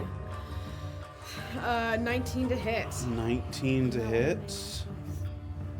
That hits. Go ahead and roll damage for it. Oh my god. Okay. He's hurt. Rolled damage in such a long time. He is hurt as well. Oh my god. Alright. Don't worry, I get plus 9 total damage. I'm Even so with glad. Colossus Slayer? Colossus Slayer. What is your He is AC going to again? attempt to deflect missiles. 12? Oh shit, that's right. That is a bonus action. Correct. It is a reaction. Reaction, Yeah, okay. not bonus action. So you could get out. Why don't I have a D10? There. Oh, you already had your turn. Yeah, what was that? He reduces it fully. The arrow flies across the room, and he, with his two weapons in his hand, he brings up the quarterstaff, and the arrow sticks into the wood of the quarterstaff, and he gets back into an attack formation. Can monks wield 2 weapons? He can't attack a second time if he's wielding 2 weapons. You can, but not in the monk way, not in the unarmed, not in the special monk way. Okay. Anyone can attack with 2 weapons. But he can't do like the bonus second yes, attack. he can't do the monk bonus attack. Yes, with a weapon. Yep. Safira, anything else? Movement? No. Anything? I mean, where am I? Like across the room from Erland? Oh, I have the totally wrong thing up there. Good thing we were on the wrong thing. Oh, killing it. I'm gonna stay where I am. Okay, so the patrons immediately, because Safira kind of takes the bow out and fires, people are ducking, like pandemonium is breaking out, and people don't know who's in the fight, who's not in the fight. Immediately, people kind of start to duck behind tables to get out of the way. Yeah, please stay out of the way, friends, and you'll be You see fine. some people duck kind of into the back kitchen area, trying to get out of the way. You're gonna be fine. You'll be This fine. guy right behind Safira, who seems to be in kind of a vague microl haze, he just has a glass bottle and he goes up, tries to smash the bottle on you. Great. 13 to hit? 13 misses. 13 misses. He goes in with the bottle and you hear his lumbering footsteps on the wood. You dodge out of the way and his arm goes down and glass shatters on the floor and he kind of... Can I kind of like just push him out of the way? Narratively, yes. You can't use that as a reaction, but you can like keep him at arm's length. Okay, I'm just gonna kind of try to. Yeah. So he's kind of within range of you there, and that's what all they're doing at the moment. So most people that you can see are kind of getting out of the way for now, kind of at least trying to avoid being swept up in the greater conflict. Orba, your turn. Am I 30 feet from Erland? Yeah. All right, Orba's gonna walk 30 feet. She's just gonna put her hand on the small of his back and cast Dragon's Breath. Yes. Cold. You feel what kind of cold energy coursing through, almost like a chill up your spine, like you've sort of entered into a cold room without knowing it.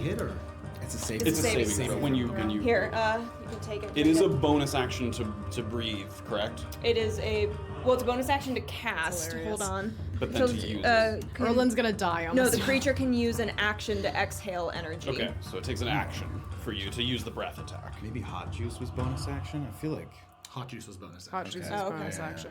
So keep that for now if you So need it. what is the damage on it then? It says. Increases by 1d6. What level did you cast it at?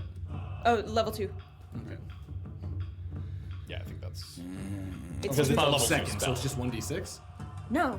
I don't know what magic is. I looked at a magic. Or the hands are in a book, and he's Yeah. like, I can't... That's right, I can't. She does it, and he turns around. He's like, now, exactly how? 15-foot cone, 3d6, or half as much on a successful, so it always does damage. Yes. But it does take an action, Okay, so correct. it's in place of something else. Was Orba, that my anything full else? movement to get to him? 5, 10, 15, 20 feet of movement. I'm gonna take 10 feet back, near that guy. Okay. And it's a dexterity saving throw, which he would probably be It good is a at. dexterity save. Yeah. But it is guaranteed damage, even if that's you, true. even if you pass it. Unless there's certain abilities, but we're not there. We're not there yet. All right, top of the lineup with Shekar. All right, with Shakar. He sort of looks at Erland in this enrage. He watched Orba kind of skitter up, touch him on the back, and he immediately goes in with like a lunging strike with the quarterstaff, just a forward thrust with the end of the staff there. That is 26 to hit. That hits. Holy shit. The extract is. You take 8 bludgeoning damage as he thrusts forward, and his arm moves kind of at normal speed at first, but then in that last moment it kind of goes forward and hits you right on the side of the cheek, and immediately you can feel blood kind of just pouring from the side of your mouth. He is going to attack again. With unarmed this time? Nope, this is a multi-attack. This is a second attack. That is a 15 to hit. That misses. 15 misses. So this time, just getting jabbed in the face, he goes in with another jab, and Erland just dodges out of the way, and it hits kind of the table behind. Well, he's a little further away. Hits something behind him. And you can hear A flying bottle. Yeah, mid-air bottle in the air. So he's sort of coming out with these unnaturally fast strikes. And now he's going to use a bonus action to make an unarmed strike. So he's coming up with a kick rather than using the other weapon. That is a 21 to hit. Hits. Oh my god.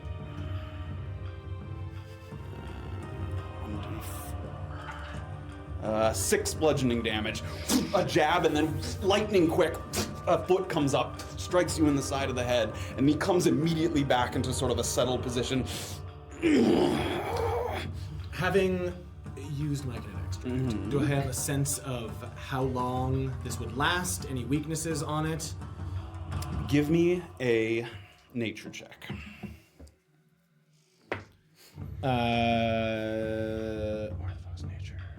13. There's only a couple of things. Again, there's so many. It comes in so many different forms and in different purities and things. The amount that you saw him take doesn't seem like it would last too long, but that could still be like a couple of minutes at least. That he sort of has this surge of energy. And what was the other question about it you asked? Any weaknesses to it? The weakness is only that when you're in sort of that hyper-aware myconid extract state, that your senses are heightened, so like things can be overwhelming, like literally sensory overload.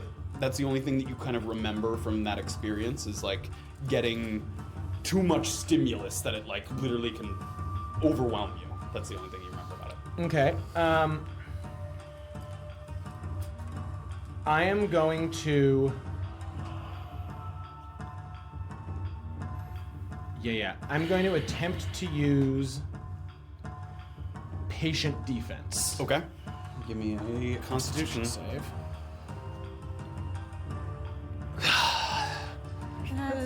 Okay. Okay, good. Okay. Thank you, team. That is a I passed. Okay. So I am allowed. So you watch as Erland tries to focus his key energy again, and this time breaks through, gets himself into sort of a comfortable, wide leg stance. Sorry, forgive me. Not patient defense. The disengagement. Step of the wind. Oh, okay. Never mind. So I'm want to disengage from him. Quickly gets out of range. And He even looks like he is gonna go out for a strike, but then Erland's already kind of quickly moving out of his range. And I am going to move. Here it is. I am going to move max distance away from him if possible. I'm going to try and move 40 feet. Perhaps try and get up on this table, maybe. Which table? Oh, actually, where are the basilisks at? Right here. Sorry, they look like Oh, wolves. there's no way. because they I don't have see. basilisks. Okay, I'm going to move 40 feet past these guys here. Okay. This is like a little kitchen area. You can get by these guys. Okay, You have to great. kind of push by them. Great, I'm going to do that. Give me an athletics check. 5, 10. Oh, if I have to push by them, don't worry about it. I'm going to walk. Okay. 5, 10. Nope. Goodbye. No, I'll try and push by them. I'll try and Okay. push by them. Sorry. Straight athletics? Yep. Straight athletics. 6. Fuck me. 6. As soon as you start to dash, you can see their faces, and they're not scared, and they're annoyed that it seems like you're trying to avoid the fight. They immediately kind of Oh my kind of god! push you back into the little circle there. Okay, can I still use some movement in this direction then? Yes, you can. Great. Remainder of my movement over here then. 15, 20, 25. Where are we going? Let's go up here onto this table. 30, 35, 40. Gets you up on And the table. I'm going to take a healing potion. Okay. Hops up onto the table. Plugs the healing potion. Go ahead. That is 2d4. Oh gosh. Okay, 2. And 4. So 6 plus 2 is 8. It's not bad. It's okay. I don't love that I had to do that. Get rid of my potion of healing. So I've used my movement, I've used my action, and I used a bonus action to get away from him. Which means that's my turn. Okay, Safira. Okay. I can't use my animus, so I'm gonna fire at him again. Okay. I do know that he can deflect this. This has to be made with disadvantage because you have a hostile creature within 5 feet of you. That guy that tried to hit you with that ball. You can take a step away from him. He just gets to swing that's at you. okay. I'm gonna. I'll let him swing at me then. I'm gonna take a step away from him. Okay, great. He's going to take a swing at you. 12 to hit. That does not hit. Sort of reaches out with a limp, sort of half-dazed arm. All right. I am also going to take a second to knock my microphone and Good. cast. That's a bonus action.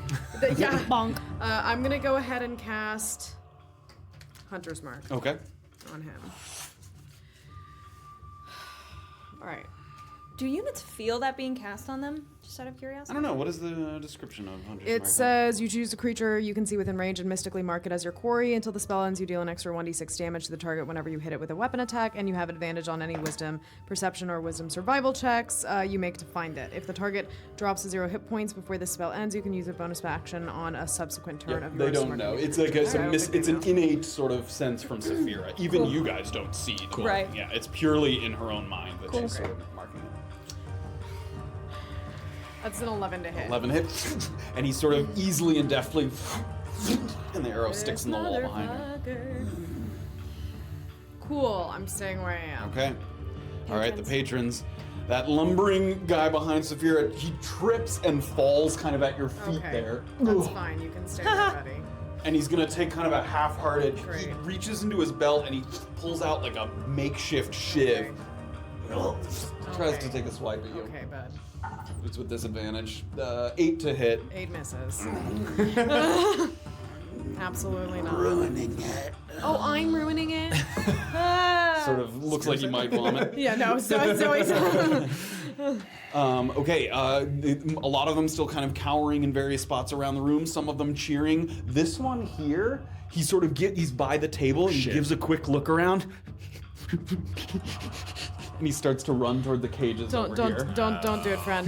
He gets down Don't do it, low, friend. and he's gonna try and lockpick it. Oh, buddy, why? They're neutral. 7.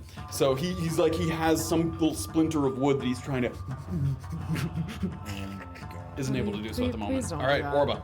Okay, Orba's actually gonna take 2 of the green crystals, the smallest and the medium, out of her bag, and she's gonna hold them up in the air, and to the room she's gonna shout, buy you a nice big handful of my crawl, and she's gonna throw them toward like the exit. She's Like gonna the staircase in the yeah, corner she's over gonna there? try to just chuck That's them smart. in that direction, just to try to like cause some chaos. Cool. Give me, these are the crystals? The 2 green, yeah, the small green. Okay, they might break upon a throw. Just gonna slide them across the floor. Exactly. Give me a persuasion check. Persuasion check. Yep. Yes, sir. Oh, that's a natural 19. Persuasion. 21. There we 21. go. Orba holds up the crystal, and in the candlelight, it makes this beautiful green shimmer. And if you didn't know better, you might be tricked into thinking it was like an emerald, like it has that kind of translucent quality to it. And as soon as Orba kind of tosses it across the floor, you watch pairs of eyes follow the thing. Anyone that wasn't Good kind boys. of already engaged in an activity starts to follow. So the one at Safira's feet and the one by the cages do not start to go for it. Okay. But pretty much all the other heads in the room start to turn that you can see. Okay. Other than like Hayden too, who's very interested in the fight. Great. And then, was that an action or? I'm gonna say it's an action. Yeah. Okay. To toss the thing. Yeah. Okay, I think that's it. Okay. That's all I got. All right, back to the top here. All right, Shekar, sort of eyes popping out with this bluish tint. It starts to cascade across the room, hops up on the table, and with both hands, he leaps off the table towards Safira and comes down with a two-handed strike here. Hello. If he's no, he can't. Any rifles? That is a 22 to hit. That hits. You take 12 bludgeoning damage. Ow! Does that mean he dropped my nunchaku? He did as he was running. Yep, it's on the floor there. And after that Okay. two-handed strike, he's gonna follow that up with a kick. Okay. That is a natural 20. Oh, well, that hits. It's only a D4 that gets doubled. Okay. Okay. 9 bludgeoning damage. Following up on that. So, Okay. boom, hits with the quarterstaff, and then a mighty kick kind of hits you right in the side, and you can see Erland up on the table from your vantage point that Safira like doubles over from the 2 giant impacts that come across. That's his turn. It's Erland. All right. Where exactly did he drop my nunchaku? Like on the floor. Give me a perception check. 5. 5. somewhere around that table. When he leapt up on the table, it looks like he discarded it, so somewhere. It might be on the other side that you can't see. Okay, I'm going to step to this side of him. So I'm going to step down and sort of get on the other side of him that Safira's on. Okay. And I'm going to use an unarmed strike. Okay. That is a 10 to hit. That does not hit. He feels your presence behind you and bats your hand out of the way. I am using another unarmed strike, not a key point. Oh my god. That's a 9 to hit. 9 to hit. He's not even using his second hand. He just kind of knocks your hand out of the way. And that would have gotten you. I am going to. He only gets one reaction. I am going to. Yeah. I'm going to take a step away from him towards where I think my nunchaku is. Okay. As many. So he's using his reaction. 15. So you can shoot it. 20. He is going to use his attack of opportunity. That is a 18 to hit. That hits. That is 5 bludgeoning damage. Whoosh, reaches out and Do I smacks see you my in the back. nunchaku now that I'm over Give here? me a perception check with advantage because you think you have an idea of where Natural it is. 20. Natural 20. It's And another natural 20. It's Wow. It's literally right on the other side of the table, like by the lip of the table. Great. So am I can I reach it from where I am? You can. You And kind I of can't slide down. grab it? Yep, you can. Oh, I got it now. Yeah. Haha, my nunchaku. So you slide across the floor and kind of in one motion pick Great. up the nunchaku. Okay, that's my turn. Okay, Safira. Okay, I'm going to take a second and cast Zephyr Strike, Okay. and I'm gonna get the hell out of there. Go ahead and read the text for that. It is, you move like the wind. Until the spell ends, your movement doesn't provoke opportunity attacks. Once before the spell ends, you can give yourself advantage on one weapon attack roll on your turn. That attack deals an extra 1d8 force damage on a hit. So if that could be Colossus Slayer, that would be 1d8, 1d6, and another 1d8. It's true. Plus Hunter's Mark with advantage. Yes. You hit. If I can hit. And he doesn't have a reaction. Whether you hit or miss, your walking speed increases by 30 feet until the end. Great. So that's your second spell slot used now. Yes, I'm out of Okay. stuff. Great. Yeah, because I talked to the bird. So Safira is sort of seeing, and now you're seeing Shekar face to face. You see kind of the manic. Would I recognize almost the same primal thing energy. that Erland would? That maybe like stimulus would like freak him out a little bit? With your experience with it, some of the creatures that you saw, especially in the caves of in and around Ki'Ira, if a creature was like brought out into bright sunlight after consuming it, like the overload of the senses. So yeah, you have like you don't know exactly what triggers it, but an overload of senses is something that is familiar to you. So I want to step as far away from him as I can, and I want to kind of move myself over here. 15. You're gonna have to hop over the bar there to do that. Are you okay with that? Yes. Give me an acrobatics check. I think that's a 7. Acrobatics. Your foot gets caught on the bar. Yeah. You get on the other side, but prone. So Okay. it takes half your movement to get up, and you can, but That's now fine. that's all you can move. Do you get plus 30 to your movement though? Yes, I do. It still takes half your movement. Right. So that's still where I end up. No, I think you can get further than that. Okay. I think so. It gives you 30 extra feet of movement.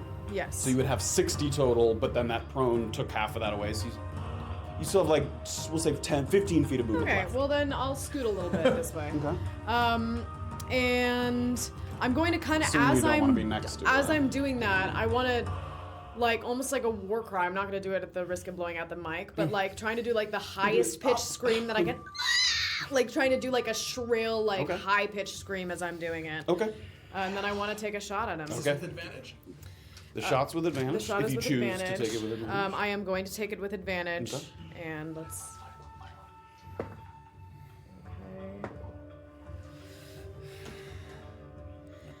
21 to hit. 21 hits. Roll for damage. Okay. So I do D8 first. Okay, so that's 4 plus what is that? 3. 3. That's okay, another so D8 7. from- That's another D8 for Colossus Slayer. Got it. So And then that's I have 7 another now. D8 because I get the force damage from the Zephyr Strike does Zephyr Strike. 1d8. Yes. So that's 12. 12. Okay. And then I should get 1d6 from Hunter's Mark. 'cause Yep. That's still 12. Oh wait, did I have to concentration? Did I miss that? No. Is Zephyr Strike concentration? No, but Hunter's Mark is. which I forgot. I'm sorry.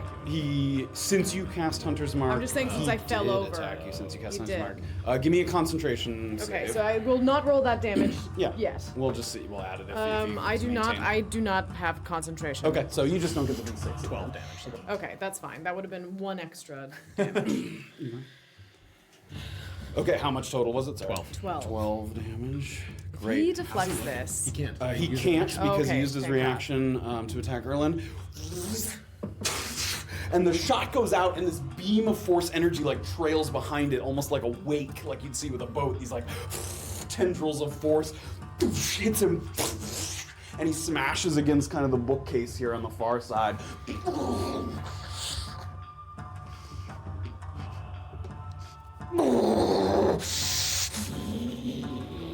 You see him kind of trying to summon the last bit of energy that he has there. Okay. Okay. The patrons. All right, this guy's gonna attempt to pick the lock.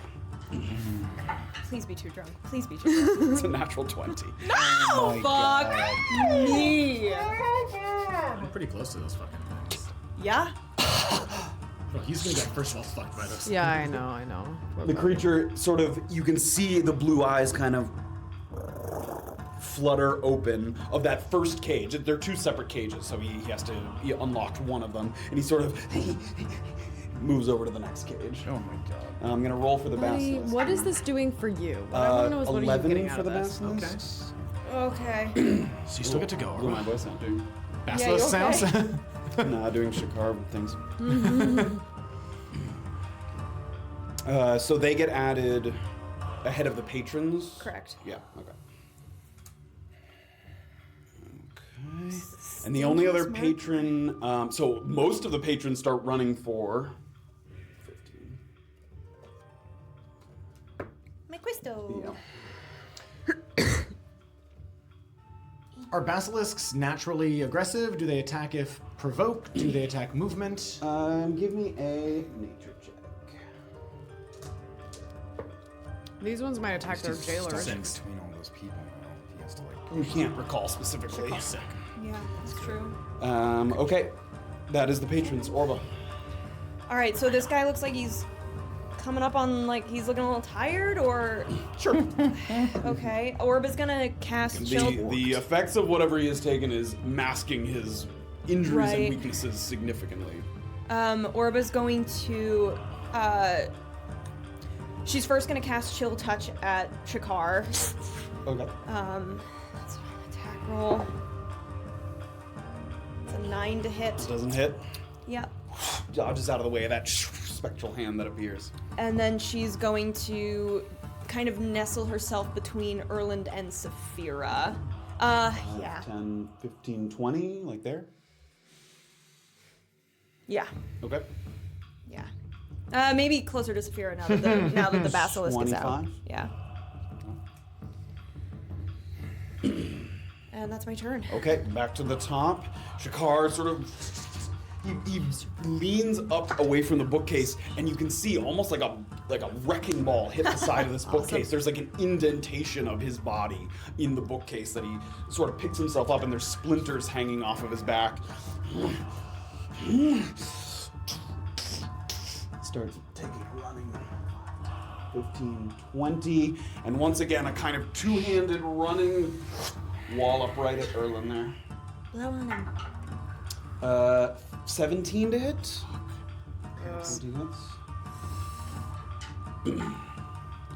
8 bludgeoning damage. And then with a Really sort close. of big front kick, he's going to take his bonus action and go for a kick right at your head there that's at head level and for his foot. 19 to hit. 3 bludgeoning damage. I'm up. I'm still up. Oh my god! Did you have 4? I had 4. And Erland feels that connection to his head, and you're dazed for a moment. It literally like spins you about, and you're sort of you get that black, and then come back into the room almost with like a sense of not even knowing what happened, even like maybe a little bit of time you thought might have passed, but you're like snapping in and out of consciousness right on the brink there. That is your first turn. Look at your stupid fucking face! I'm using Dragon's Breath. Okay. It does auto damage, right? Yeah. I mean, unless he saves, right? No, it No, does. it does have damage. There's some creatures that have evasion, which completely negates on a save, but you don't know. You can tell by how 15 skilled foot he cone. is. Okay, it is going to hit. I don't give a shit. Yep, I'm just telling you. I didn't think you did. You can basically angle it so it hits They involved themselves. these two guys or these two guys. Which two guys were actually causing shit? This guy was causing the shit. one on the floor was the one kind of attacking Safira. Great, I'm gonna there aim we it in go. this Aim direction. for Okay, great, right across the table. They are not gonna stand. And with a chance. cone of cold, this stream of cold goes So I don't out. know what the dex save on this is. Yes, it my I save? think it's your save. Okay. Yeah. Yeah. I think I know it. I know it. I'm going to have diarrhea in a few minutes. Yeah, I'm ready.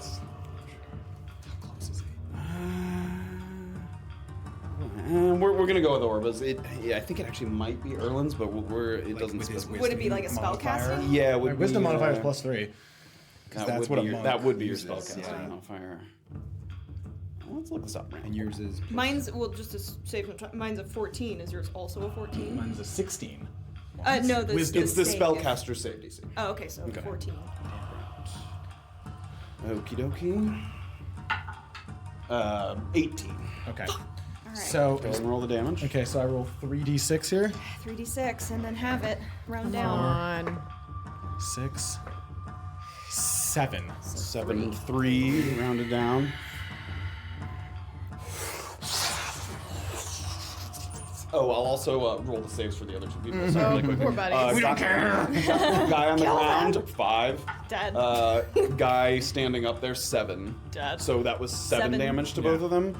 Immediately, the frost kind of creeps over the back of those two guys, and Oh, poor guys. the guy on the ground kind of. And there's like a poof of exhalation as they buddy. take their last breath, and those two guys are toast. Rip. So the room fills with that frosted kind of energy there, this cloud of kind of little bits of frost and snowflakes almost forming in the air like a fog that freezes over in the room. And it starts to separate.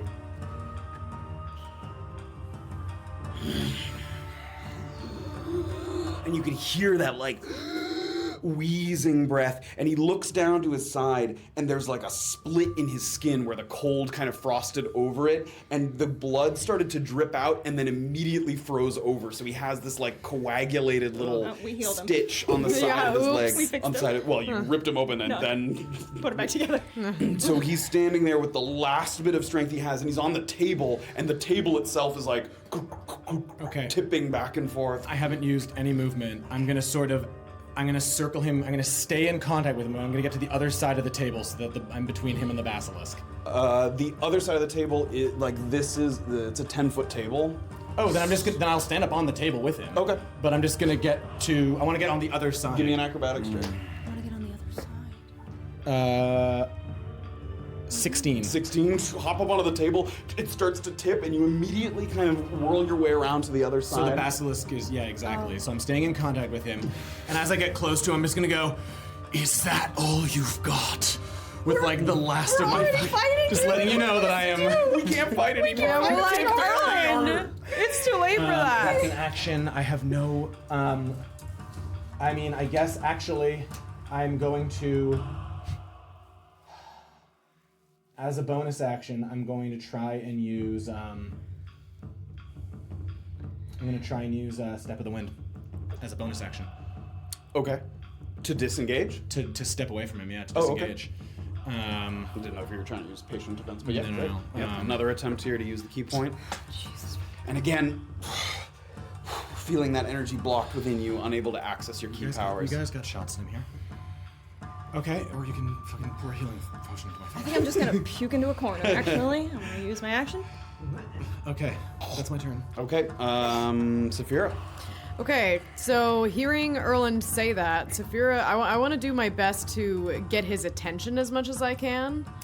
You can try. He is not only in a manic kind of state, but in his like wheezing, like literally his body is falling apart before him. and Okay, he's so trying then to, as I'm kind of taking a shot, I'm gonna say, Shekar! You know, like just trying to yell at him, which is, I guess. You see him turn briefly toward you.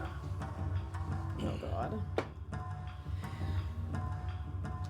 25 to hit. 25 hits. Roll for damage. Do enough that we can't. Okay, where's the D8? Yeah. Okay. It's 10. And then I still have Hunter's Mark on him, right? Or no, No, I don't. but you have But I still have Colossus Slayer. Yep. Okay, 14. No, 17. No, it said 17 total damage. 17 total damage. He's going to use deflect missiles. Oh, Matt rolled Do away. not deflect this missile. He has to roll a d10. Do you need a d20? No, it's Oh, a d10. D10. Here we go. I got him. Plus his monk level.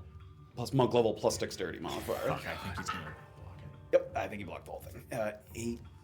Great. Oh, how much damage was it? 17. 17. It does 1 damage. Oh my god! Wait, do you still have does Zephyr Strike do anything? No, anymore? Zephyr Strike That's only does one it for attack, one strike, yeah. So the arrow, he reaches out to grab it, and he grabs the arrow before it sort of connects with his body, but he grabs it just at the base of where the sort of pointed tip is, and you can see the blood running down his hand. So he takes 1 damage. Oh, Basilisk was supposed to go. No, Safira's before the Basilisk.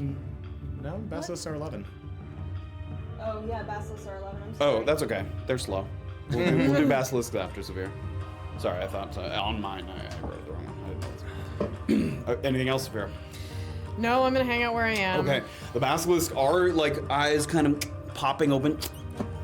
One at a time, they start to kind of creep forward out of its cage. Just the one, right? The only one is out one of the cage at the basilisk. moment. Yep. And it's gonna kind of slither forward, and the first thing it catches its attention is the sort of flapping cape of Orba, Oh my god. and it starts to turn in your direction. So it fixates its gaze on you. Okay. You are aware of what basilisks are. Yep, see You are 'em. allowed to avert your gaze. Gonna avert. If you attempt to attack it, it would be made with disadvantage, or if you have to be able to see it, you would not be Right. able to. But you can purposely avert your gaze because you're, Yeah. Great. So those blue eyes kind of light up a little bit, and sort of you can hear its heavy little footsteps moving across the room. Great. Okay. And that's the basilisk's turn. Not Okay. within manner. Okay. Great. Patrons, they continue to crowd into the corner over here, sort of working their way toward the crystal. I want to put your hand on my chest so you can feel how fast my heart is beating And right this now. guy's gonna try and pick the cage of the other basilisk. This fucking guy. Yeah. You 6. suck. Come on! And his little kind of piece of wood that he was using to pick the lock snaps off. Okay, Orba. Okay, couple quick questions as I'm assessing the situation. Would taking out a melee weapon like a dagger cost an action? Exchanging a weapon for another one does. You've been using the thing in your hand, Yeah, I've been then it using my would tattoo. not cost an action to take your dagger out. If you had to like put your crystal away and take out the dagger, that would cost an action. Okay. It doesn't take an action to draw a weapon. Okay. And Shekar has not used a reaction yet, right? He just uses He reaction. literally just did to Oh, that's not what I wanted. catch Safira. Or I didn't. partially. I wanted a reaction. I wanted a reaction. Okay. Orba's not doing that. Never mind. Hold on 1 second. She wanted hellish. Yes, I did. I really wanted it. Hellish. I wanted to hellish rebuke him. Okay. Orba's just going to cast Chill Touch again. Okay. That's all I got. Give me an attack That's roll. literally all I got.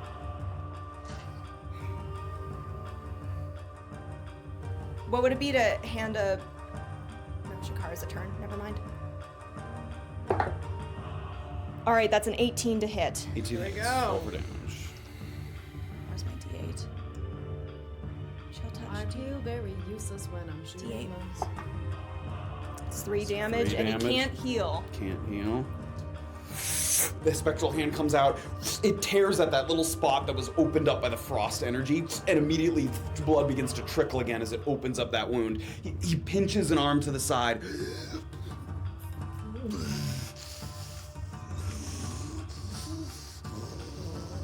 Still standing. Okay, and Orba's gonna taunt. Like, she is just going to scream as loud as she can at this guy to try to get his attention. All right. And that is my turn. You do a very good job getting the attention of the basilisk next to you. I'm killing it with the basilisk right now. Basilisk is like, yes, I see you. All right. All right, Shekar, standing on the table there with Erland next to him, is going to take a one-handed swipe with the side of his quarterstaff. Erland, come on, Erland, come on, Erland. 15 to hit. That misses. 15 misses. Oh my god. And the table rocking back and forth. Both of us make acrobatics checks. 18. Acrobatics check. I can't do math. I'm panicking. 12. 12. Okay, the table rocks back and forth, and the two of you, like almost in a dance, like one step in front, then one step back, like counterweighting the table so that it settles back down. He's gonna take his unarmed kick here. Natural 1. Oh my god. Brings his foot up for a kick, and Erland just ducks down, and you feel the air God. just go over, and like the tendrils of your hair Wow. feel the breeze pass over you You lucky bastard. as he kicks the foot out. And I need both of us to make acrobatics checks again as the table wobbles once more. Natural 1. Oh, buddy. 17. He stays sort of put, and you fall backwards off the table into a prone position on the floor. But that's the end of his turn. Oh my Erland. god. Erland's gonna slowly get up and use Dragon's Breath on him, aiming at the basilisk as possible if well. You would have to circle around the table, but you could. It's fine. I will strafe a little bit on the table to try and hit the basilisk as well. Okay. You lucky.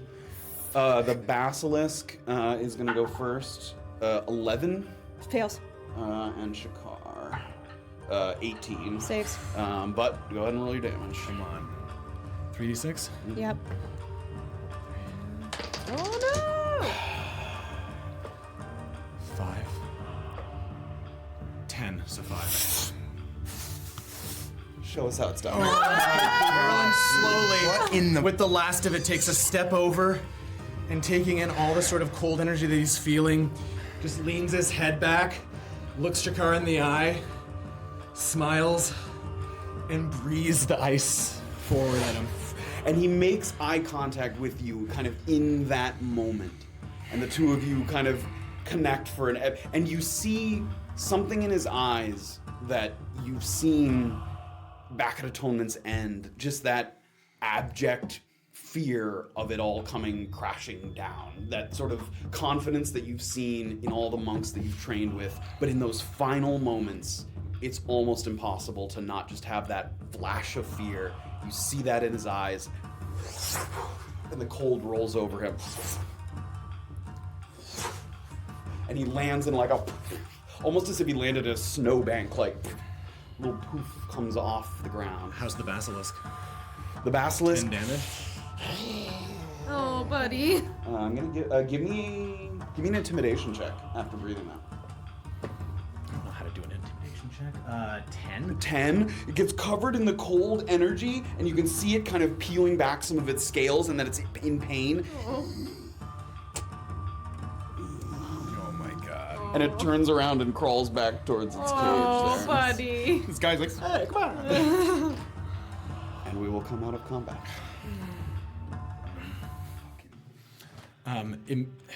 Erland's going to immediately step over the table, healing himself with the girdle as I do so. And as this is happening, as Erland's stepping up over the Focus table, like locked on Shekar. Sure, yeah. As Erland's stepping up over the table, you can hear all the people pushing each other out of the way to try and get at these crystals that are on the ground. Get out! I saw it! Like pushing each other, shoving. Can People trying to Orba? grab. Is there a lock still, like a padlock on the basilisk cage? Or? Yeah, he like picked the padlock. Yep. Can Orba, like keeping her eyes to the ground, go and quickly put the padlock back on? You got to give it to me with disadvantage. Give what? A sleight of hand check. Okay. Sleight of hand.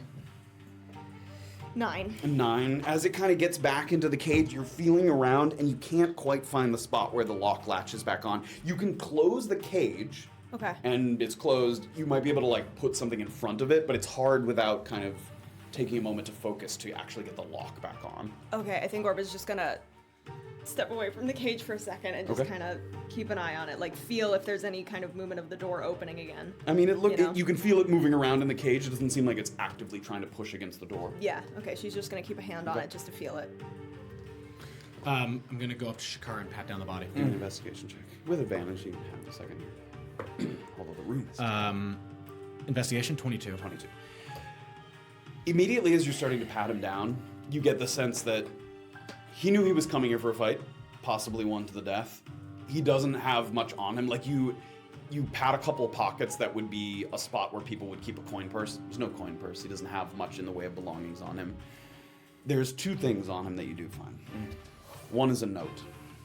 That looks like it was not addressed to you. It looks like it was meant to go to the mail house, perhaps at some point. It's written to somebody else. And there's an unlabeled key in his pocket that looks on the larger side, like it looks like it might be an exterior key rather than like a small lockbox that contains something. Unlabeled entirely, you're not sure what the key is. Those are the only two possessions that you find.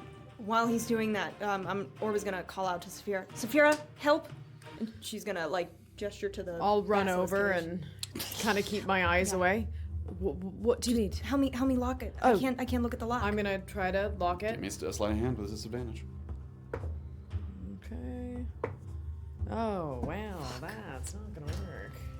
I forget what my modifier is, but it's almost certainly not good enough to fix that. 5. 5. Now that Safira's tried, you guys get the sense that the lock might be damaged. Okay. That it's hard to get it back on. Nothing there. Table, desk, something. Yeah, something heavy. All right, yeah, we're gonna quickly You guys go run over over to to the nearest table. With the two of you have enough strength to pull it over, and you can push the table up against the side of the cage there to keep it from. I think that's as good as that's gonna get. Yeah, we gotta go. I'm gonna get really close to Shekar so he can't hear me. I'm gonna grab the side of his head. Like he's on the ground, right? I'm just gonna sort of get really close, grab the side of his head and go, I win. And I'm gonna rip the earring out of his ear. Okay. Oh, cool. Blood kind of down your arm. I'm gonna- And you have a earring with a partial earlobe attached to it. Great. Oh. And I'm gonna put What a it- prize. I'm gonna put it in my bag and I'm gonna loudly, let's get out of here. I'm gonna start walking towards the exit. I will follow him. You guys start to move out. There's a crowd here around the staircase where Orba threw the crystal. You guys are pushing through the crowd. Everybody give me athletics checks. Yeah, baby. 13. 12, sorry. 15. 19. 19. You guys create a little lane, just pushing people out of the way. And at one point, one of the guys who had picked up the crystals kind of has it in his hands. He's looking at it like lasciviously, like with this utter face of greed. And there's other people trying to reach in with their hands. And the two of them almost get into a scuffle. They like start to punch and shove at each other. And you take that opportunity, quickly get through and start to. No, I'm walking. I'm not making eye contact with anyone. If anyone tries to talk to me, I'm breezing right past. Nobody says anything to you. You get to the top of the stairs and you see Bosworth, who greeted you at the top. Right past him. Yeah, he doesn't say anything. He's just lying on one of the kind of couches at the top there. Kind of in his own world. Where's the guy who brought us here? He was down there in the basement, and he was one of the people that ran over Okay. to try and collect the crystals Great. after the fight was. Seems to be an end of a friendship, a natural end to a friendship. You guys get to the outside. Cold air washes over your face, the breeze blowing through the alleys here, the border of La Patro. As we're sort of walking, if they're close to me, thank you. Well, you're right. Thank you. You're welcome. I nearly thought that wasn't gonna go our way. Room. We need to get to the room. Yes. Yes. Just briskly walking, not looking anywhere else. Through the streets, turned around one alley. Finally, you see like a sense of relief washes over you as you see the lights coming from the courtyard of the Uba Ale House, and it has this clashing sense of atmosphere that you walked away from this intense situation, and you get to the edge of the courtyard, and there's people laughing, having a drink, people sort of getting together to roll a couple dice. A couple people see you guys coming, and they saw you earlier in the night. You get a couple kind of waves of people as they recognize you coming back into the alehouse. Just these two kind of environments completely butting heads against each other as you guys get in. You guys get to the alehouse. What time is it now? It's probably around, it's like 12:30. I say Didn't take that long once you got there. we go upstairs and we get the rest that we can, and No one needs to keep watch any longer, I suppose. I suppose not. Rest as much as you can. Orba, you alright? Yeah. You sure? Yeah. Yeah. Let's go upstairs. You fought well, you both. Fought well. Why was he like that? Erland, do you know? Myconid extract. Oh, I thought you meant... Is it concentrate or extract, could I tell? Almost certainly extract. Concentrate doesn't give you oh, right, it powers doesn't- as far yeah, as you know. yeah, It yeah. doesn't enhance your abilities as far as you know. It just makes you sick. Right. Extract. Right. That makes sense. It's dangerous stuff. That's what we're fighting against. Imagine an army like that. Right. And Orba's just gonna kind of start walking upstairs in her own little world.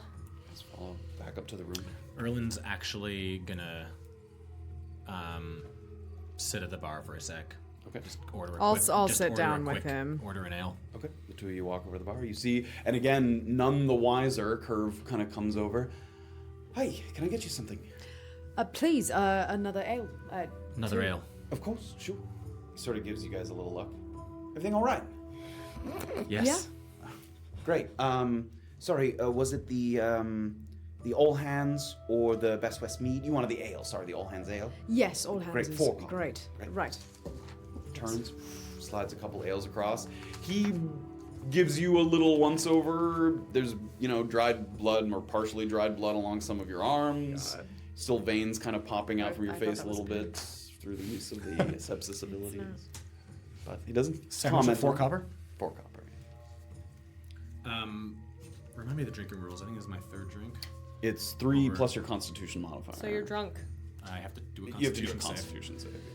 Wait, it was 8 copper total? 4 per I beverage. Okay. paid for mine. Oh, you paid for yours. Yes. Okay. I think I only had 3 left. She gave him gambling money. I failed my Constitution save. Erland. So with this drink, as I start to drink it, It sort of downs the ale and a little bit dribbles out down your chin. And it doesn't feel bad, but you feel a little bit of that just haze creep in. That sort of dulls the senses outside of yourself. Sort of feeling insulated here at the bar. Why am I being petted? Good on you, I suppose. That was scary. You realize that was the scariest way we could have dealt with that problem, right?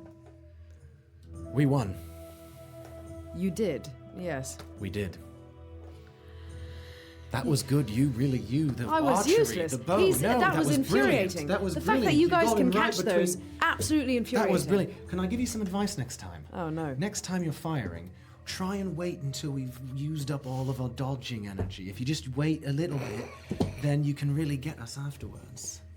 I should have Next waited time. in that fight No, where you your did. friend The took time- the the extract. time you oh hit no, him. you're right. The My time you main hit problem him. was that I fired too fast. No, the Next time- time I'll let you get to your last breath, No, and then I'll fire. That's not No, what I'm you're saying. right. The time you hit him, you did exactly right. You waited until he did Yeah, his of course. The thing. time I hit him, I did it exactly right. exact- Thank it was you. That's brilliant exactly advice. right. You sound Just exactly like my father. Wait for it. Monks, we're crafty. We're crafty against you archer folk. We are Yes, crafty. We're crafty. And the thing is when you shoot at us, if we're looking at you, we can... Oh, is that right? Is that what it's like? That's what it's like. Very, very elegant, Erland. Yes. The animated conversation, as Curve was walking away, again, just because of the look, some of the blood and the injuries and the bruising, he was a little sort of wary, suspicious. But as he's cleaning something, he looks over and sees a little more lighthearted animated conversation. It seems to sort of put him at peace a little bit. He kind of looks over and... Oh, they couldn't have killed someone tonight. See, he just seems like, at first he thought you might be, I don't know, something This is might what I'm happen. talking about. I'm going to sort of take a few steps back from Safira. Throw my empty glass at me. Just throw it. Don't hit me in the head. Just throw it at me. Erland, no. Just throw the glass at me. No, Just mate, I'll you're catch it. drunk, No, I'm and gonna catch Satiria. it. This is your girlfriend's I'm bar. gonna catch it. She's not my girl. She's not. You like her, No. and I don't want to break a drink. Just throw a glass at me, and I'll show Because you I then can she's gonna catch know it was you. You're no fun. Just waiting until he turns his back a little bit. I'm gonna toss it at Make an him. attack roll. Oh, why am I using We the just word die? killed a man, you two. We just murdered That's a a guy. natural one. And Erland's like in a dodge sort of position, and That's what I'm talking about. You have to wait. And I'm gonna give her a look, and then I'm gonna start heading up to the room. Safira's sitting down there. I'm gonna take a second to finish the ale and then I'll follow him up there. Orba's headed up to the room. Yeah, Orba's going into the Get room. back to the room first. She's gonna like take off her robe, take off her backpack, and she's actually just gonna go to Graven's bed. How are you sleeping at the moment? What's your pose? What? Pants off. Is it- Upside down. Hanging like a bat. Fully Full nude. starfish. Yes. Woo! Toy Story kid with the ass Yeah. in the air. No. Sid, yeah. No, I mean I'm curled up like I don't know. Like on a side? No, kind of just on my back, like.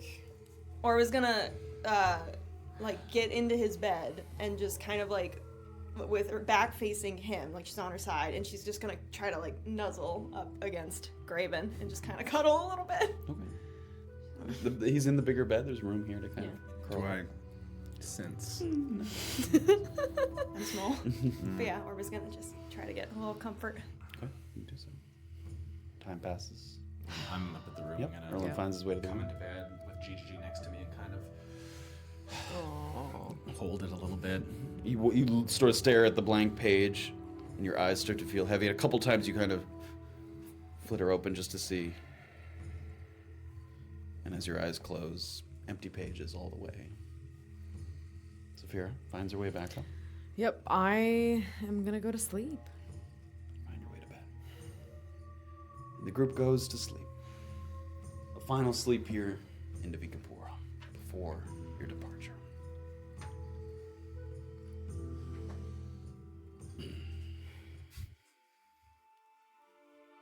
With freshly opening eyes comes a partial reinvigoration of the spirit. The wounds of yesterday, physical and mental, far from healed, but now one very important step behind you. The blankets that you slept beneath cling slightly to your skin as the morning has brought kind of a wave of humidity that sits heavy in the air. Departure day has come, and you look up at the ceiling that will soon be replaced by open skies or the interior apex of a tent. Vikapura has tested you in many ways that you did not expect, but the mountains call to you now. Nothing ambiguous about your orders, no choosing the best of worst options between people you do not trust or do not know. A bit of business left to take care of here, and then the morally gray will turn to the white of snow, and there will be undead horrors to vanquish. Graven's eyes open, first to rise. You find Orba curled up next to you here, not where you left her when you first fell asleep. You look around the room, see that no one has taken a watch or woken you for your watch. The morning sun outside the window, that stale humidity hanging in the air. And you rise. Graven will would take whatever arm is kind of closest to Orba and just make sure that I move it so that I don't disturb her. And maybe lay a hand on her shoulder for a moment and feel the breath. And then just turn and sit on the edge of the bed and study them all and give me a perception see check. what I can. Yeah, give me a perception check. Oh man. 13. Just as you get up and sit on the side of the bed, it groans slightly just under the weight of your sort of larger frame. And as it does so, there's a sort of stirring but not waking of the other people. At one point, the noise just makes Erland kind of roll from one side to the other side, from one shoulder to the other. And as he does so, you see not cleaned off dried blood kind of down from the blade of his hand all the way down to his elbow as he's sort of curled up on one side.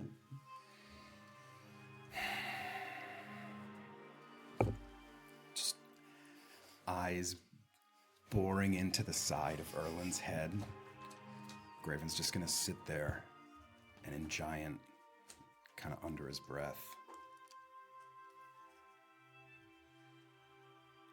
witness my restraint.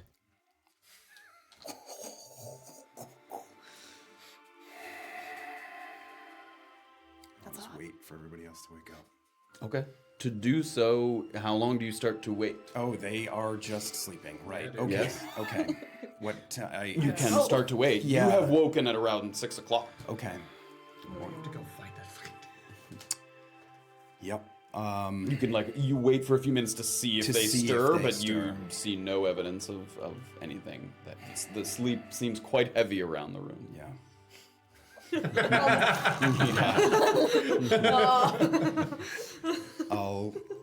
I'll this time when I put the hand on Orba, I'll, shake enough. Good morning. Is it? Yeah. I need to go east. Okay. What are you doing until? Are you joining me to sell your spells? Yeah. Do you want company? I can go. I wouldn't mind it. Yeah. Maybe you can explain to me what happened tonight and why I wasn't woken for a watch. Yeah, okay. Orba's gonna slowly kind of You crawl would out not of get the benefits of a full rest. Oh if you shit, start I to just rest. changed my spell loadout. You can see the grogginess and What did I have in my spell loadout? Chill touch. Definitely had chill touch. Dragon's breath. I had some of those I things. can tell that you have not had a rest. It's okay. No, stay. No, great. Even. I will stay out of trouble, No. unlike the three of you. Nope. Orba's getting up. Orba's getting up. Stick together. She's gonna rub her eyes. Try to remember what her loadout was. Who am I? What's my name? Give a little thing. It doesn't have to be right this second, but Oh, sorry. I think I have. I have it. And no form changing. Also, I don't know if you were doing that anyway. But No. I wouldn't have been able to afford change anyway. Can't do those spells. Yeah, running out of time here. I gotta get to the steed away. Yeah. Orba's gonna take her plant, take all of her things. She's gonna be ready to go. Shall we leave them to rest? Yeah. Do you want to leave a note or word with the people downstairs? Go ahead if you want. Okay. Orba's gonna leave a quick note saying, Broken Crown contract in the west. Be back by lunch. Okay. And that's it. All right. You just. She'll leave the note by Erland's bed, and then also she'll take out the little black box that has the gloves in it. She's gonna put the note on top of the little black box and put it next to his bed. A gifty for your win. Slide it across the little side table that's there. All right. You guys make your way out. Sun kind of early day washing over you. Few early risers scattered amongst the ale house, but not a lot of people here. There's a third person at the bar that seems to have the morning shift that you haven't seen because you're not always here this early, but a different sort of heavier set dwarven man who's there at the bar. And he's, idly sort of plucking at his fingers. There's very little business happening here at the moment, but you guys get downstairs. Shut up. You haven't gotten it yet. Can I go to the bar and some quick provisions? Oh, sure. You looking for a bite? Yes. I can get you a little bit of grouse and artichoke or some toast with marmalade. Toast with marmalade, Toast please. is good. Sure. It's just 5 copper there for the toast with marmalade. Give it to him. It's not going to fill you up, but it's a little something. Get you going. Fine. Treat is fine. The moment you hear the fire kind of crackling stovetop in the back, then he takes out some little over borderline burnt pieces of toast there that he takes out with a nice thick spread of marmalade over the top. Let's take a second here to have a bite to eat. I don't know if you saw my interaction with the man last night. Oh, that guy that pulled you aside? Yes. Yeah. So, you remember Lem Stonehands? Mm-hmm. Well, that man is the opposite muscle. Oh. And we both make a little bit more money if there's a tussle. Oh. Just some fists, no weapons. Okay. A little extra gold. Cool. So you're going to, like, beat these other up? We have to start the fight ourselves. I'm thinking about pretending to see some kind of a signal and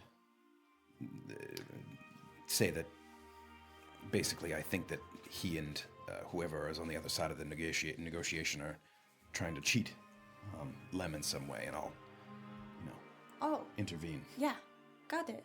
And he'll start swinging, I imagine. And you're okay? You rested? You're good? Yes. Great. And you did not? No. It's okay. Why? Well, you know how it is. I don't. Is there anything you need to tell me before I tell you? I had a peaceful sleep. That's all I have to tell you. Oh, yeah, no, I meant with the contract and stuff and, like, the spells we have to cast. Is there any other stuff that we gotta cover before I tell you? No. Okay. So, Shekar is dead. And we don't gotta worry about it anymore. I see Erland got roughed up. Yeah. Are the rest of you all right? Is Safira all right? Are you all right? Safira, yeah, she looked fine. Not at her best, but she looked alright. And then I was fine. Nothing happened. I was okay. Graven. That's good. Yeah. I worry about his friends here in the north. He might have some friends, but honestly, I don't know if I would qualify anybody that was around as friends. But all right. Erland made it quite clear that this was the best way to handle it. It is his, his problem, and It is done. it's done. Also, I saw he used myconid extract. He did. Shekar, not Erland. Imagine. Also. I don't know. Like, he was pretty powerful, but it looked scary, Graven. Looked really scary. Obviously, it did not help him overcome the three of you. Got pretty close, though. With Got Erland. pretty close? With Erland. Just with Erland. Not with me. I was okay. Erland, it got spooky for Erland, but just Erland. It's okay. It's okay. This chapter is closed, yes? It is. It's closed. It is so closed, Graven. Good. On to new things. Yes. You got your mace? Yes. Yeah. Or I was gonna try to change the subject. Yes. Here, you can take a look at that, and I'll hand it to her. Slams to the floor. Just let it go in her hands. The weight favors you'll just... Or was gonna kind of drag it closer to her. She can't really put it on. Across the counter there. Sorry. It's really heavy. I don't know how you do it. Get used to it. Okay. Steederway. To the Steederway. Let's head off to the Steederway. Finish up what you have to eat. Find your way under that arch that has the Steeder statue. Work your way to the front of the line. Some people getting an early start, making their way quickly across the townships. Doesn't take too long to get to the front of the line. Find your way down to the stairs. The person there, as others have, seems to have been notified of your arrangement. They mark off 2 rides on the Steederway. We're going to Nagarwis first? Right. Is that where? 2, Yeah. 4, 6. My car's removed. Oh yeah, do you know where you're meeting Sally? Do you know where you're meeting Silas? No, it's not even a done deal. He might show up, he might not. You know how these advocates are. They just kind of show up. Do you not want to try to check in with Donovan after my meeting? Yeah, it might be a good idea. I don't want to pay for it. How much did he charge you when he removed your thing? What? What's that look? Nothing. He took something else, as it were. What, like an item or something?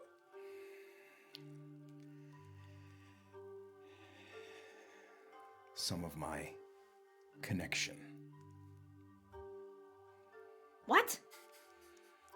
Imagine a jigsaw puzzle that was all Kuuzni. He was able to remove one and place a Gromlegale in its place. How is that possible? I do not know. Have you heard of this before? There was a song I heard recently about someone who Oh, not took the on... Mosset. That's not good. Why is that not good? Well, that guy walked into a river and killed himself at the end. The ocean. Ocean, a bigger body of water. Well, he Even worse. He promised to do that of his own volition, from what I understand. Actually, I think Burmese will be at Holodisifio, right? Well, yeah, she's supposed to be performing there tonight, right? I wonder if Lem will give me an audience with her. After you start the fight? After I help his negotiation Right. to be successful, Just yes. reframe it. I will be defending him. Of course. Okay. Well, so he didn't charge you anything, so I could see how much it It might costs. be different for you. It will most likely be different for me, especially, because... Wow. Right. Okay. Let's go make some money. Holodisifio. Yes. Guys, take the steed away. You find your way to Nagarwest. Quickly pulling out of the steed way, you rise up out of the ground, the stairwell, and you find yourself back in the Melvin Hoggs Memorial. Beautiful marble work that sort of makes up the statue there. Pieces all around the room, kind of portraits and things that have been hung, more sort of memorial pieces that commemorate some of his acts of heroism. You get outside at Nagarwest. Perhaps if the venue itself is not open for business, you wait nearby outside. I don't know if they'll be Okay. happy to welcome you in. Would you mind if I go and see if Donovan has time for me today? That might be And I can meet you afterward? a good use of time, yes. Okay. Well, good luck. I'm sure it'll be. If anything, I'll only make 50 gold instead of twice that. 50 gold's not bad. I know. And some of it goes to Erland. Right. Great. Okay. Percentage? Yes, 30%. 30. You don't have to. A maximum of 30%. Maximum 30%. But we're doing 2, maybe 3 contracts today. I know. It's great. It's great. We gotta pay it back. Yes. Okay. You guys get to the bottom of the steps there of the Melvin Hoggs Memorial. You'd be splitting here as Graven starts to head a little bit to the north along the road, and you would be heading over to the gatehouse there. I'm just gonna give him a hug. See you soon. Soon. I'll be outside. Graven starts to walk, and at this early hour, the little pocket that cradles Holodisifio seems especially clandestine. Some rustling leaves that would drown out any sounds of chatter if there were any. But it's clear that the exclusive tavern is not yet within its public hours of operation. The morning sun pours through the stained glass windows, casts an array of colors on 2 figures just beyond the front door. One that you recognize as Lem, shaved head, yellow robe. The other an elegant human woman with a luxurious kind of sheepskin coat, and her hair pointed almost straight up as it's held in place by several golden clasps. The top half of her face, like from the nose up, is painted red. And she has a condescending smile that kind of curls up at the edges. It looks almost unsettling because she has these very kind of neutral eyes and then kind of smiles condescendingly as she's speaking to Lem. Okay. I'm dead. Behind the woman that you presume to be Mrs. Megalore, given what you've been told, perhaps 5 steps back from her, is the man that you spoke to at the Upa Ale House. He's washed his hair, slicked it back, and his armor is a little better fitted to his body to make a more presentable appearance. And you can see by his hip, before he didn't have a weapon, but he has a kind of studded club attached to his hip that has a little bit of heft to it, as he sort of has that attached to his belt there. So you can see that kind of through the stained glass window from the outside. All right. He has a weapon on him, huh? He does, yeah. Okay. Yep. I'm just gonna go in. You with have my your weapon on armor. you. I know. Yeah. I honestly forgot that I thought about leaving it behind but now I'm glad I didn't. Yeah. Head inside. The door seems to be open. You push your way inside. As this is happening, sort of moving back and forth a little bit, back at the Upa Ale House, Erland and Safira. At first, Erland stirs a little bit, and Safira like hears that, and the two of them almost kind of.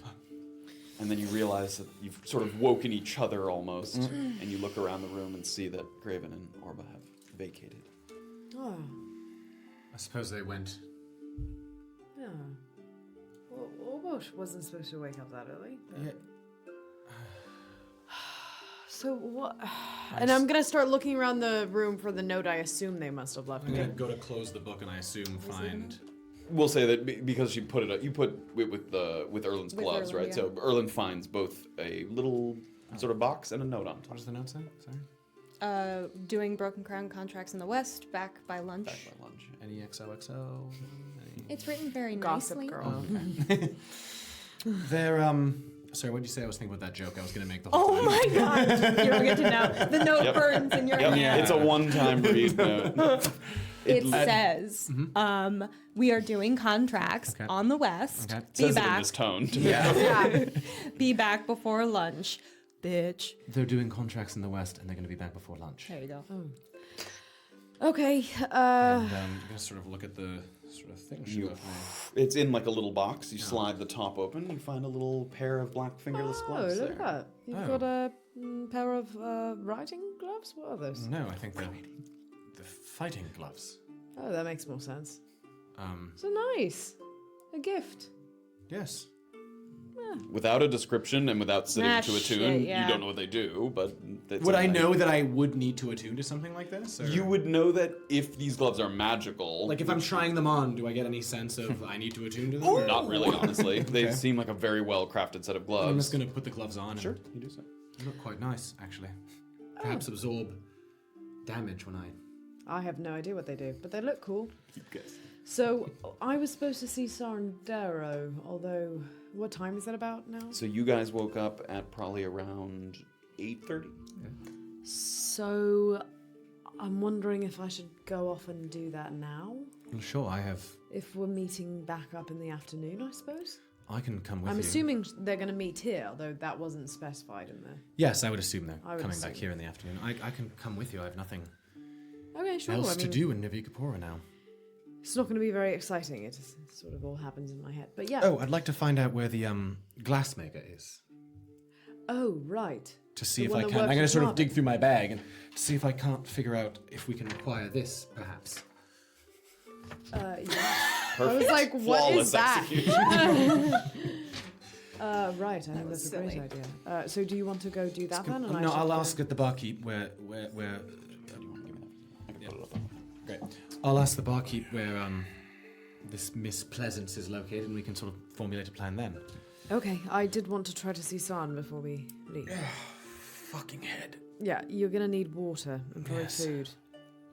Water, though. Water, mostly. All right. Sort of getting my shit together. You guys work your way down. You find that I don't think anyone's gotten up this early before, so you see someone you don't recognize, but obviously working there, standing behind the bar, sort of heavy set dwarven man. Good morning. Just whatever you've got that's cheap and some water, please. Toast and marmalade. Perfect. Toast and marmalade. Gets you a couple mugs of water. Yeah. Takes a moment. You hear the stove sort of crackling in the back, and comes out with a couple pieces How of much toast. does this cost? Just water's on the house and 4 copper for the marmalade. Right. Oh, there's an artisan of glass. Miss Pleasance, do you know her? Yeah, she lives over in Wamprani now. Oh, can you perhaps, do you know roughly where in Wamprani now? It's in Frangor. He tries to sort of rack his brain. Simply, I wonder if she'd make me glasses. Oh. Maybe these are glasses. But maybe. There's some.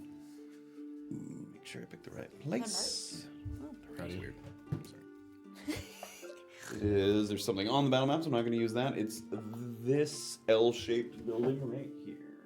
In. Oh, great. What's her first name?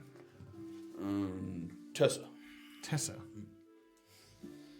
Does she do glasses and stuff like that, or all sorts of stuff, like decorative stuff? I've seen or- some people have spectacles made. Oh, nice. But she, bulk of her business, bottles, vials. But Oh, right, okay. Does all kinds of things. Like what kind? Like for wine or for? Sure, by request, I think. Oh, right. Right, thank you. Thank you. Well, I think you'll be quite safe at Sarn, so I think I may hop on the Steedaway and go to Fangul, then come back. It shouldn't be a Okay, long and then what's the conversation. goal? Should we meet back here by lunch Well, that's- afternoon? Exactly. I'll head on the Steedaway, go visit Tessa, and meet you back here along with the others at lunch. Okay, all right. All right. Sort of trying to chugs the first glass. Gods. Splitting here from Nova. All right. Yeah. Safira begins to go in a familiar direction at this point, back to battle ready. And Erland makes his way over to the Steederway, and with the group, each trickling out one by one in different directions. That is where we're going. No! All four of us are splitting using up your again. Yep. No, I was We love recharging to my split. power. There's a lot to do. I Can't have always to stay together. Yeah, We're gonna be holding I was surprised that hands. Graven was like, "Could you please come with me?" Yeah, you should go that way. I mean, it's important. It is important. What I'm if marking a skeletons do third psychic ride of the Steederway here as Erland has made his way. Oh, great.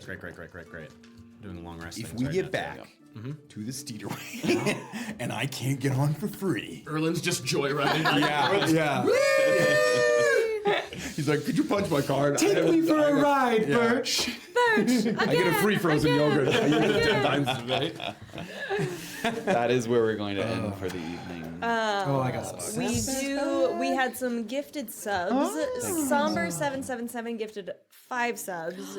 Somber, you're on the leaderboard. You know how awesome you are. Thank you so very much for those. And then Go Buckeyes gifted welcome 5 back. subs as well. Welcome. Thank you guys so much. It's been a great ride. Some excitement, some ups and downs in this episode. The group had the Somehow all opportunity. still alive. Yeah, the group had the opportunity to pick and choose. This was a difficult episode to prep for because I was like, I don't know. Yeah. Never speak to another fucking monk again. Truly. No more. Truly. And if We're you do, sewing your mouth shut. you go, fuck me, I'm such a fucking idiot. You're the best monk. Every monk I meet's my I thought you were favorite. gonna say if you do talk about, just play it safe and just kill him. Oh, yeah. Oh, no. Don't wait. Yeah. And find out. Oh my goodness. And this is monk. I thought that guy was just a drunk guy at a bar. I didn't realize he was going to be the next fucking 10 episodes of my life. He was until you shoved a thumb up his rear. Do you want to know what the note said? Yeah. In his pocket? In his pocket? Yeah. What the You note want said? to share it with the group? Yeah, because Erland's never telling me this. Come the fuck on. You can read it. No, you can read it to the audience. I'll read it to the audience. I don't want to hear it. It's compelling. You don't have to. Hey, No, it doesn't. I swear to God, it starts with hey. Your sister is dead. Sorry, mate. Some pompous shit from Atonement's End went and killed her. Don't know why. Thought you should know. I also thought that you should know that because we're all children of the fork tongue, I ruffled her killer's feathers a good bit to even the score. It won't bring her back, but, you know, solidarity for the snakes and all that. Keep your head up in there. Shekar. Poor buddy. Ruffled. He was ruffling. He was ruffling, and you stomped And his you went, face ruffle, ruffle. into the cement. He more than ruffled, bro. He doesn't know that. Now we'll never know. Awesome job. He doesn't know everybody. anything Feel good about it. anymore. Don't feel good about it. A telling terrific you. stream. Don't like it. A Colton little bit of Shekar. action, a little bit of intrigue, and now a little bit of house cleaning here Yeah. before you guys head Oh out. my god. Everybody with Jesus. something to do here and there, pieces to pick up, some people to meet, figure out what Tessa Pleasance is all about, see if Sarndaro has something in store, better see not if kill my Donovan bear. Ainsley can Charges me an arm and a leg for doing a curse. You better not kill my fucking bear. I Worse like if that you killed bear. your tortoise. I think. Bear. Yeah, but at least, yeah. You haven't known the tortoise. I haven't known the tortoise and I aren't as tight as the bear and I. You guys go Pretty back. tight with the bear. Go back a long way. All right, everybody. Thank you so Oh, much for joining goodness. us. We'll be back next week, same time, 7 o'clock Eastern. And enjoy once again some of the outside content. Join the Discord. Say hey. Please. Oh, happy Mother's Day. Happy Mother's Day. Moms of pets. moms. Moms and Mother's spirits. Day. Shakar's mom. Shakar's mom. Colt's mom. Oh, jeez. All the Graven's big moms.